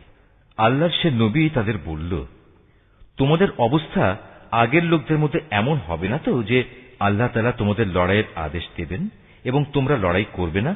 তারা বলল, আমরা কেন আল্লাহর পথে লড়ব না, বিশেষ করে যখন আমাদের নিজেদের বাড়ি ঘর থেকে আমাদের বের করে দেওয়া হয়েছে, আমাদের ছেলে মেয়েদেরও বের করে দেওয়া হয়েছে। অতঃপর যখন সত্যি সত্যি তাদের আল্লাহর পক্ষ থেকে যুদ্ধের আদেশ দেয়া হল, তখন কতিপয় সাহসী বান্দা ছাড়া তাদের অধিকাংশই ময়দান ছেড়ে পালিয়ে গেছে। আসলে আল্লাহ তাআলা জালেমদের ভালো করেই জানেন। তাদের নবী তাদের বলল, আল্লাহ তাআলা তালুতকে তোমাদের উপর বাদশা নিযুক্ত করে পাঠিয়েছেন। একথা শুনে তারা বলল, তার কি অধিকার আছে যে আমাদের উপর রাজত্ব করার? বাদশাহীর অধিকার বরং তার চাইতে আমাদেরই বেশি রয়েছে। তাছাড়া অর্থ প্রাচুর্যও তো তার বেশি নেই। আল্লাহর নবী বলল, শাসন ক্ষমতার জন্য আল্লাহ তাআলা তাকেই বাছাই করেছেন এবং এ কাজের জন্য তার শারীরিক যোগ্যতা ও জ্ঞান প্রতিভা আল্লাহ তাআলা বাড়িয়ে দিয়েছেন। আসলে আল্লাহ তাআলা যাকে চান তাকেই তার রাজ ক্ষমতা দান করে থাকেন। তার ভান্ডার অনেক প্রশস্ত। আল্লাহ তাআলা যাকে চান তাকেই রাজত্ব দেন। আল্লাহ তাআলা প্রাচুর্যময় ও মহাবিজ্ঞ। তাদের নবী তাদের আরো বলল, আল্লাহ তাআলা যাকে পাঠাচ্ছেন তার বাদশাহীর অবশ্যই একটা চিহ্ন থাকবে এবং তা হচ্ছে সে তোমাদের সামনে হারানো সিন্দুকটি এনে হাজির করবে। এতে তোমাদের জন্য আল্লাহর পক্ষ থেকে সান্ত্বনা ও প্রশান্তির বিষয় থাকবে। তাছাড়া এ অমূল্য সিন্দুকে মুসা ও হারুনের পরিবার পরিজনের কিছু রেখে যাওয়া জিনিসপত্রও থাকবে। আল্লাহ তাআলার নির্দেশে তার ফেরেশতারা এই সিন্দুক তোমাদের জন্য বহন করে আনবে। যদি তোমরা বিশ্বাস স্থাপন করো তাহলে তোমরা দেখবে এ সব কিছুতে তোমাদের জন্য এক ধরনের নিদর্শন রয়েছে। তো পেয়ে তালুত নিজ বাহিনী নিয়ে যখন এগিয়ে গেল, তখন সে তার লোকদের বলল, আল্লাহ তাআলা একটি নদীর পানি দিয়ে তোমাদের পরীক্ষা করবেন। যদি তোমাদের মধ্যে কেউ এর পানি পান করে তাহলে সে আর আমার দলভুক্ত থাকবে না, আর যে ব্যক্তি তা খাবে না সে অবশ্যই আমার দলভুক্ত থাকবে। তবে কেউ যদি তার হাত দিয়ে সামান্য এক আঁজলা পানি খেয়ে নেয় তা ভিন্ন কথা। অতঃপর সেখানে গিয়ে হাতে গোনা কয়েকজন লোক ছাড়া আর সবাই তৃপ্তি ভরে পানি পান করল। এ কয়জন লোক যারা তার কথায় তার সাথে ঈমান এনেছিল, তারা এবং তালুত যখন নদী পার হয়ে এগিয়ে গেল, তখন তারা নিজেদের দীনতা দেখে বলে উঠল, হে আল্লাহ, আজ জালুত এবং তার বিশাল বাহিনীর মোকাবেলা করার শক্তি আমাদের নেই। এ সময় তাদেরই সাথী বন্ধুরা যারা জানত তাদের আল্লাহর সামনে হাজির হতে হবে, তারা বলল, ইতিহাসে এমন অনেকবারই দেখা গেছে আল্লাহর সাহায্য নিয়ে একটি ক্ষুদ্র দলও বিশাল সেনাবাহিনীর উপর জয়ী হয়েছে। কেননা আল্লাহ তাআলা ধৈর্যশীলদের সাথেই থাকেন। তারপর যখন সে তার সৈন্য নিয়ে মোকাবেলা করার জন্য দাঁড়াল, তখন তারা আল্লাহর কাছে সাহায্য চেয়ে বলল, হে আমাদের মালিক, তুমি আমাদের সবরের তৌফিক দান করো। দুশমনের মোকাবেলায় আমাদের কদম অটল রাখো এবং অবিশ্বাসী কাফেরদের মোকাবেলায় তুমি আমাদের সাহায্য করো।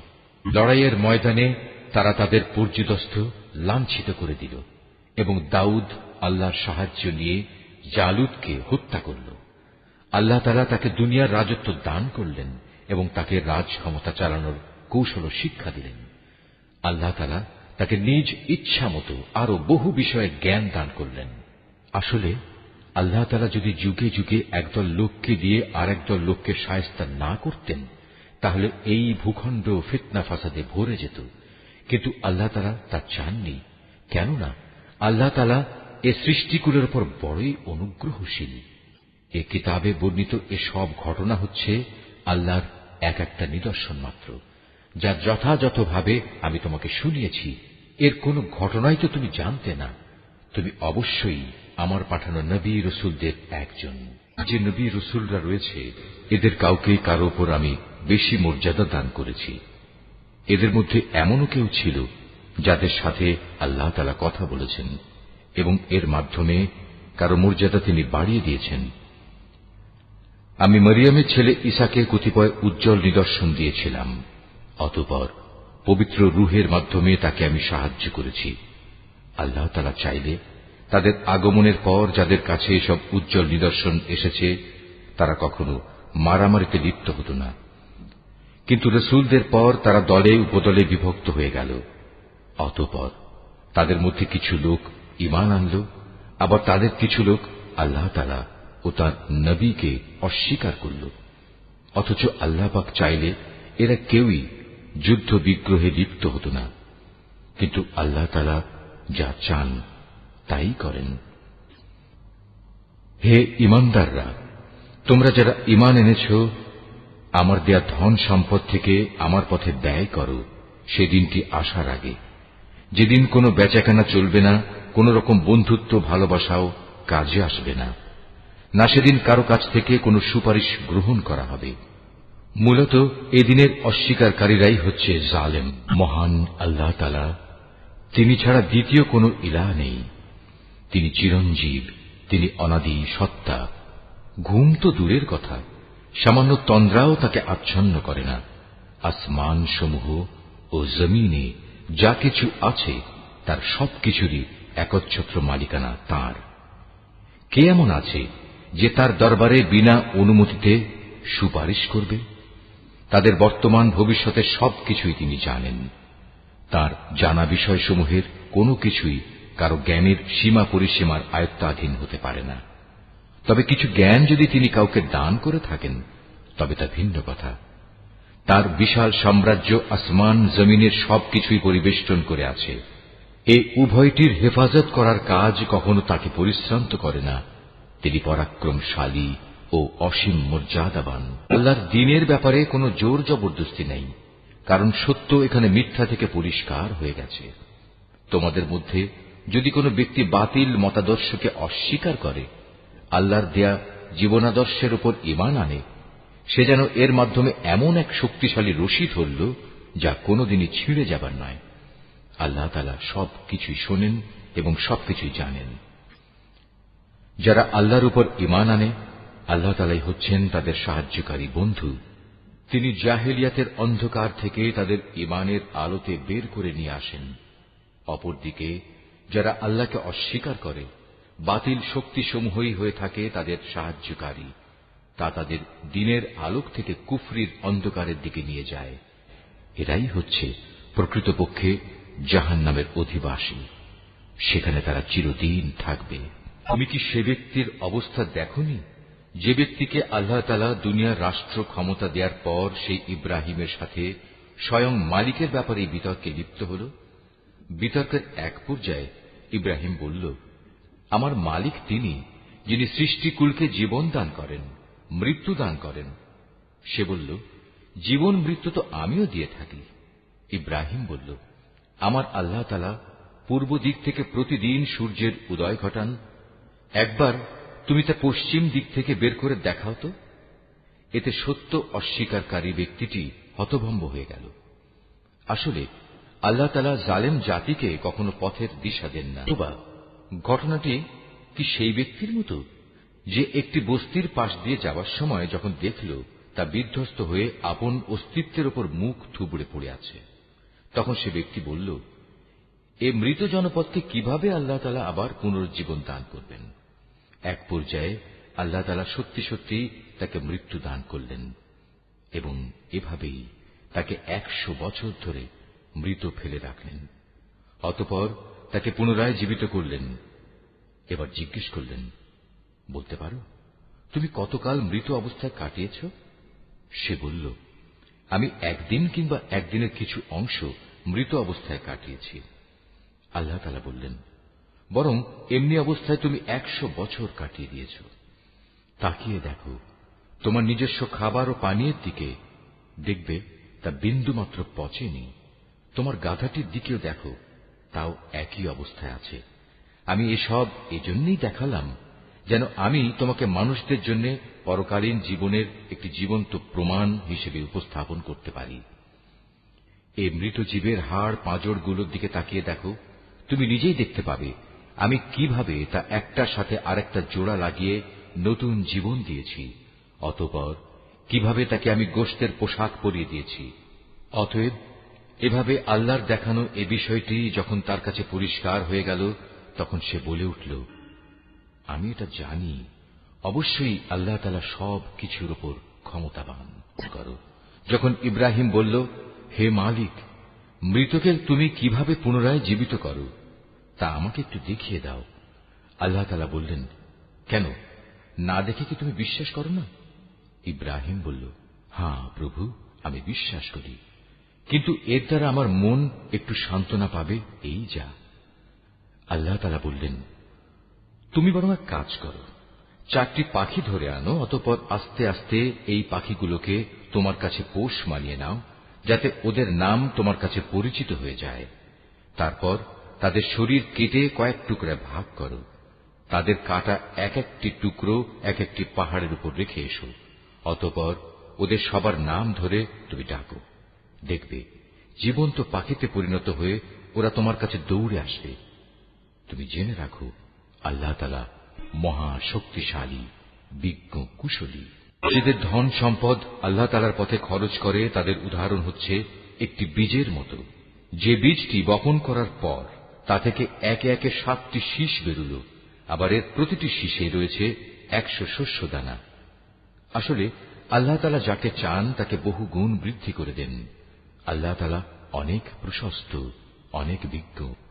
যারা আল্লাহ তাআলার পথে নিজেদের ধন সম্পদ ব্যয় করে এবং ব্যয় করে তা প্রচার করে বেড়ায় না, খোঁটা দেয় না এবং কষ্টও দেয় না, এজন্য তাদের মালিকদের কাছে তাদের জন্য পুরস্কার সংরক্ষিত রয়েছে।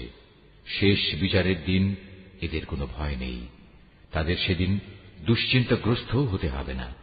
একটুখানি সুন্দর কথা বলা এবং উদারতা দেখিয়ে ক্ষমা করে দেয়া সেই দানের চাইতে অনেক ভালো। যে দানের পরিণামে কষ্টই আসে, আল্লাহ তাআলা কারোরই মুখাপেক্ষী নন, তিনি পরম ধৈর্যশীল বটে। হে ঈমানদার বান্দারা, তোমরা উপকারের খোঁটা দিয়ে এবং অনুগৃহীত ব্যক্তিকে কষ্ট দিয়ে তোমাদের দান সদকা বরবাদ করে দিও না, ঠিক সেই হতভাগ্য ব্যক্তির মতো যে শুধু লোক দেখানোর উদ্দেশ্যে দান করে, সে আল্লাহ তাআলা ও পরকালের উপর বিশ্বাস করে না। তার দানের উদাহরণ হচ্ছে যেন একটি মসৃণ শিলাখণ্ডের উপর কিছু মাটির আবরণ পড়ল, সেখানে মুষলধারে বৃষ্টিপাত হল, অতঃপর তা পাথরটিকে শক্ত করে রেখে গেল। দান খয়রাত করে তারা যা কিছু অর্জন করল তা দিয়ে তারা কিছুই করতে পারল না। আর যারা আল্লাহকে বিশ্বাস করে না, আল্লাহ তাআলা তাদের কখনো সঠিক পথ দেখান না।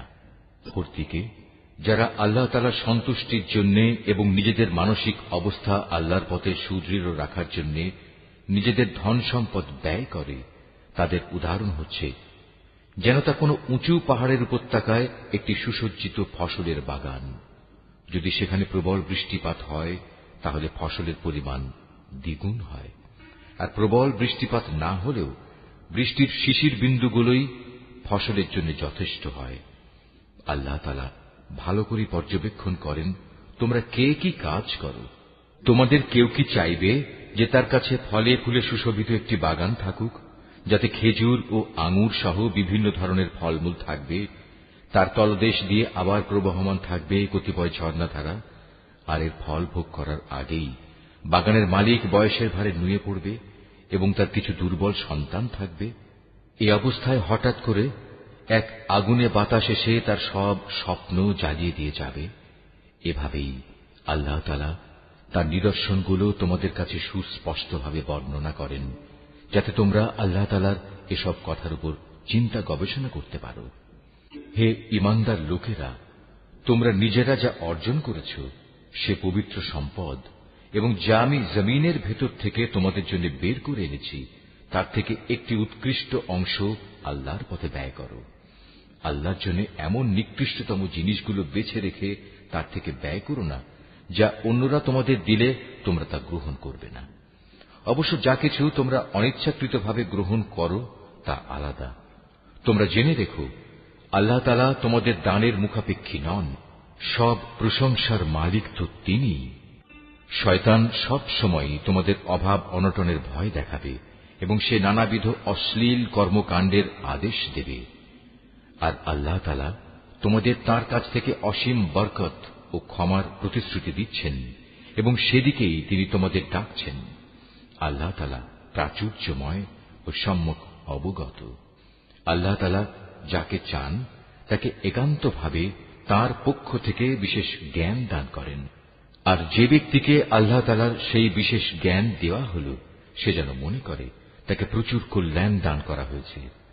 আর প্রজ্ঞা সম্পন্ন ব্যক্তি ছাড়া আল্লাহর এসব কথা থেকে অন্য কেউ কোন শিক্ষায় গ্রহণ করতে পারে না। তোমরা যা কিছু খরচ করো আর যা কিছু খরচ করার জন্য মানত করো, আল্লাহ তাআলা অবশ্যই তা ভালো করেই জানেন। জালেমদের আসলেই কোন সাহায্যকারী নেই। আল্লাহ তাআলা সন্তুষ্টির জন্য তোমরা যা কিছু দান করো তা যদি প্রকাশ্যভাবে মানুষদের সামনে করো তা ভালো কথা, তাতে কোনো দোষ নেই। তবে যদি তোমরা তা মানুষদের কাছে গোপন রাখো এবং চুপে চুপে অসহায়দের দিয়ে দাও, তা হবে তোমাদের জন্য উত্তম। এ দানের কারণে আল্লাহ তাআলা তোমাদের বহুবিধ গুনাহ খাতা মুছে দেবেন। আর তোমরা যাই করো না কেন, আল্লাহ তাআলা সবকিছু সম্পর্কে ওয়াকিবহাল রয়েছেন। যারা তোমার কথা শোনে না, তাদের হেদায়েতের দায়িত্ব তোমার উপর নয়, তবে আল্লাহ তাআলা যাকে চান তাকেই সঠিক পথ দেখান। তোমরা যা দান সদকা করো এটা তোমাদের জন্য কল্যাণকর, কারণ তোমরা তো এজন্যই খরচ করো যেন আল্লাহর সন্তুষ্টি অর্জন করতে পারো। তোমরা আজ যা কিছু দান করবে, আগামীকাল তার পুরোপুরি পুরস্কার তোমাদের আদায় করে দেয়া হবে। সেদিন তোমাদের উপর কোন রকম জুলুম করা হবে না। দান সদকা তো তোমাদের মাঝে এমন কিছু গরিব মানুষের জন্য যারা আল্লাহর পথে এমন ভাবে ব্যাপৃত, যারা নিজেদের জন্য জমিনের বুকে চেষ্টা সাধনা করতে পারে না। আত্মসম্মান বোধের কারণে কিছু চায় না বলে অজ্ঞ মূর্খ লোকেরা এদের মনে করে এরা বুঝি সচ্ছল, কিন্তু তুমি এদের বাহ্যিক চেহারা দেখেই এদের সঠিক অবস্থা বুঝে নিতে পারো। এরা মানুষদের কাছ থেকে কাকুতি মিনতি করে ভিক্ষা করতে পারে না। তোমরা যা কিছুই খরচ করবে, আল্লাহ তাআলা তার যথার্থ বিনিময় দেবেন, কারণ তিনি সবকিছুই দেখেন। যারা দিনরাত প্রকাশ্যে ও সঙ্গোপনে নিজেদের মাল সম্পদ ব্যয় করে, তাদের মালিকের দরবারে তাদের এ দানের প্রতিফল সুরক্ষিত রয়েছে। তাদের উপর কোন রকম ভয়ভীতি থাকবে না, তারা চিন্তিতও হবে না। যারা সুদ খায় তারা মাথা উঁচু করে দাঁড়াতে পারবে না, দাঁড়ালেও তার দাঁড়ানো হবে সে ব্যক্তির মতো যাকে শয়তান নিজস্ব পরশ দিয়ে দুনিয়ার লোভ লালসায় মোহাচ্ছন্ন করে রেখেছে। এটা এই কারণে যেহেতু এরা বলে ব্যবসা বাণিজ্য তো সুদের মতোই একটা কারবারের নাম, অথচ আল্লাহ তাআলা ব্যবসা হালাল করেছেন এবং সুদকে হারাম করেছেন। তাই তোমাদের যার যার কাছে তার মালিকের পক্ষ থেকে সুদ সংক্রান্ত এই উপদেশ পৌঁছেছে, সে অতঃপর সুদের কারবার থেকে বিরত থাকবে। আগে এ আদেশ আসা পর্যন্ত যে সুদ সে খেয়েছে তা তো তার জন্য অতিবাহিত হয়েই গেছে। তার ব্যাপার একান্তই আল্লাহ তাআলার সিদ্ধান্তের উপর।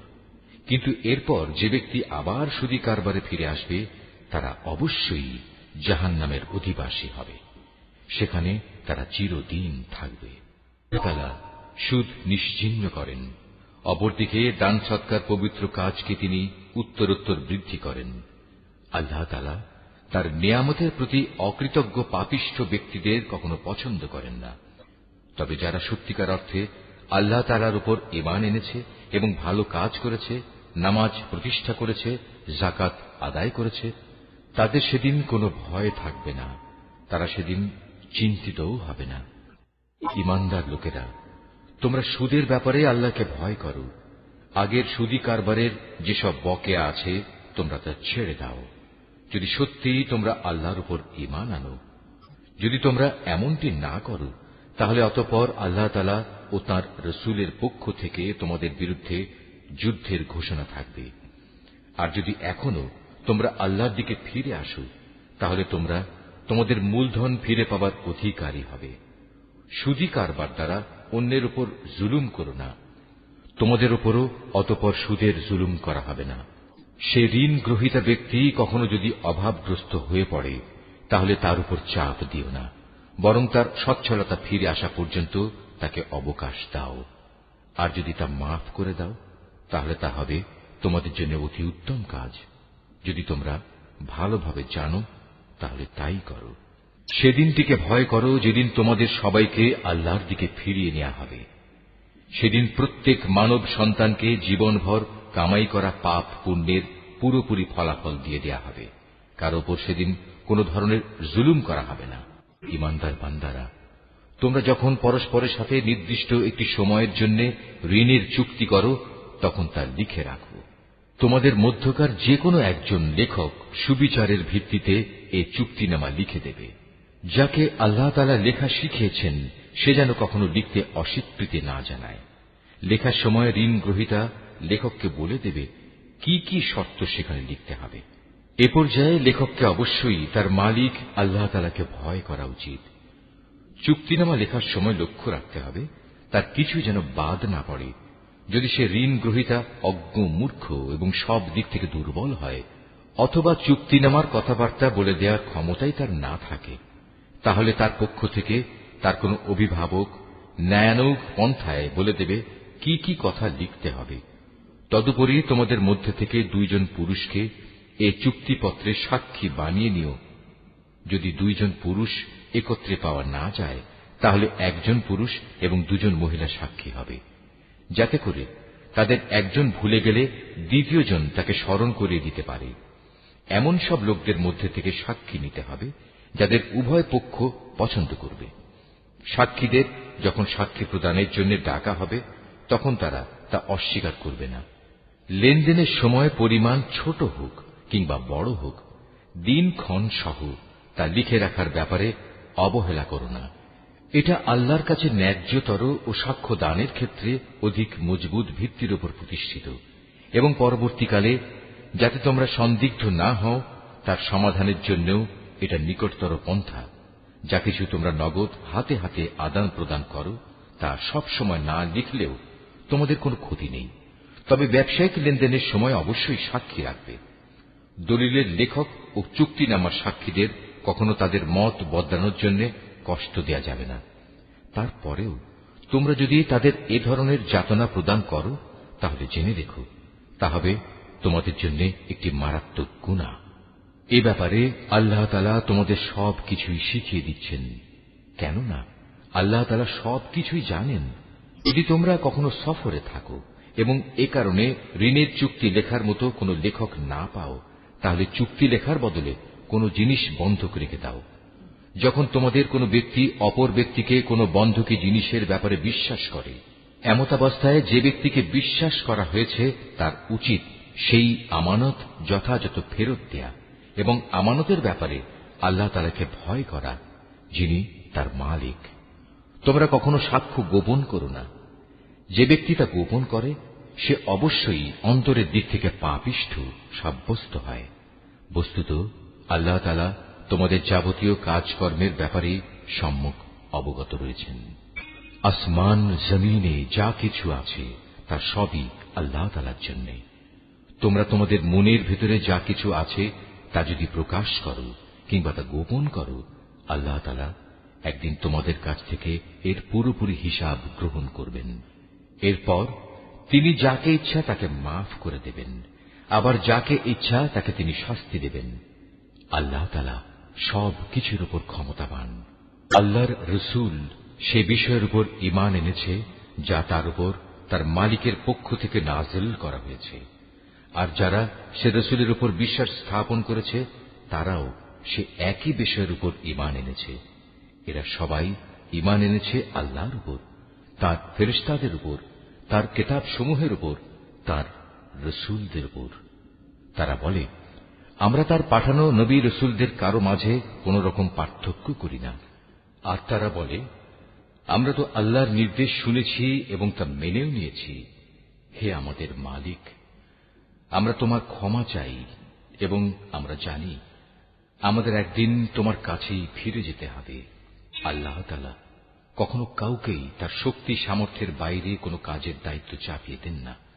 সে ব্যক্তির জন্য ততটুকু বিনিময় রয়েছে যতটুকু সে এ দুনিয়ায় সম্পন্ন করবে, আবার সে যতটুকু মন্দ দুনিয়ায় অর্জন করেছে তার উপর তার ততটুকু শাস্তি পতিত হবে। অতএব হে মুমিন ব্যক্তিরা, তোমরা এই বলে দোয়া করো, হে আমাদের মালিক, যদি আমরা কিছু ভুলে যাই, কোথাও যদি আমরা কোনো ভুল করে বসি, তার জন্য তুমি আমাদের পাকড়াও করো না। হে আমাদের মালিক, আমাদের পূর্ববর্তী জাতিদের উপর যে ধরনের বোঝা তুমি চাপিয়েছিলে তা আমাদের উপর চাপিও না। হে আমাদের মালিক, যে বোঝা বইবার সামর্থ্য আমাদের নেই তা তুমি আমাদের উপর চাপিয়ে দিও না। তুমি আমাদের উপর মেহেরবানি করো, তুমি আমাদের মাফ করে দাও। আমাদের উপর তুমি দয়া করো। তুমি আমাদের একমাত্র আশ্রয়দাতা বন্ধু। অতএব কাফেরদের মোকাবেলায় তুমি আমাদের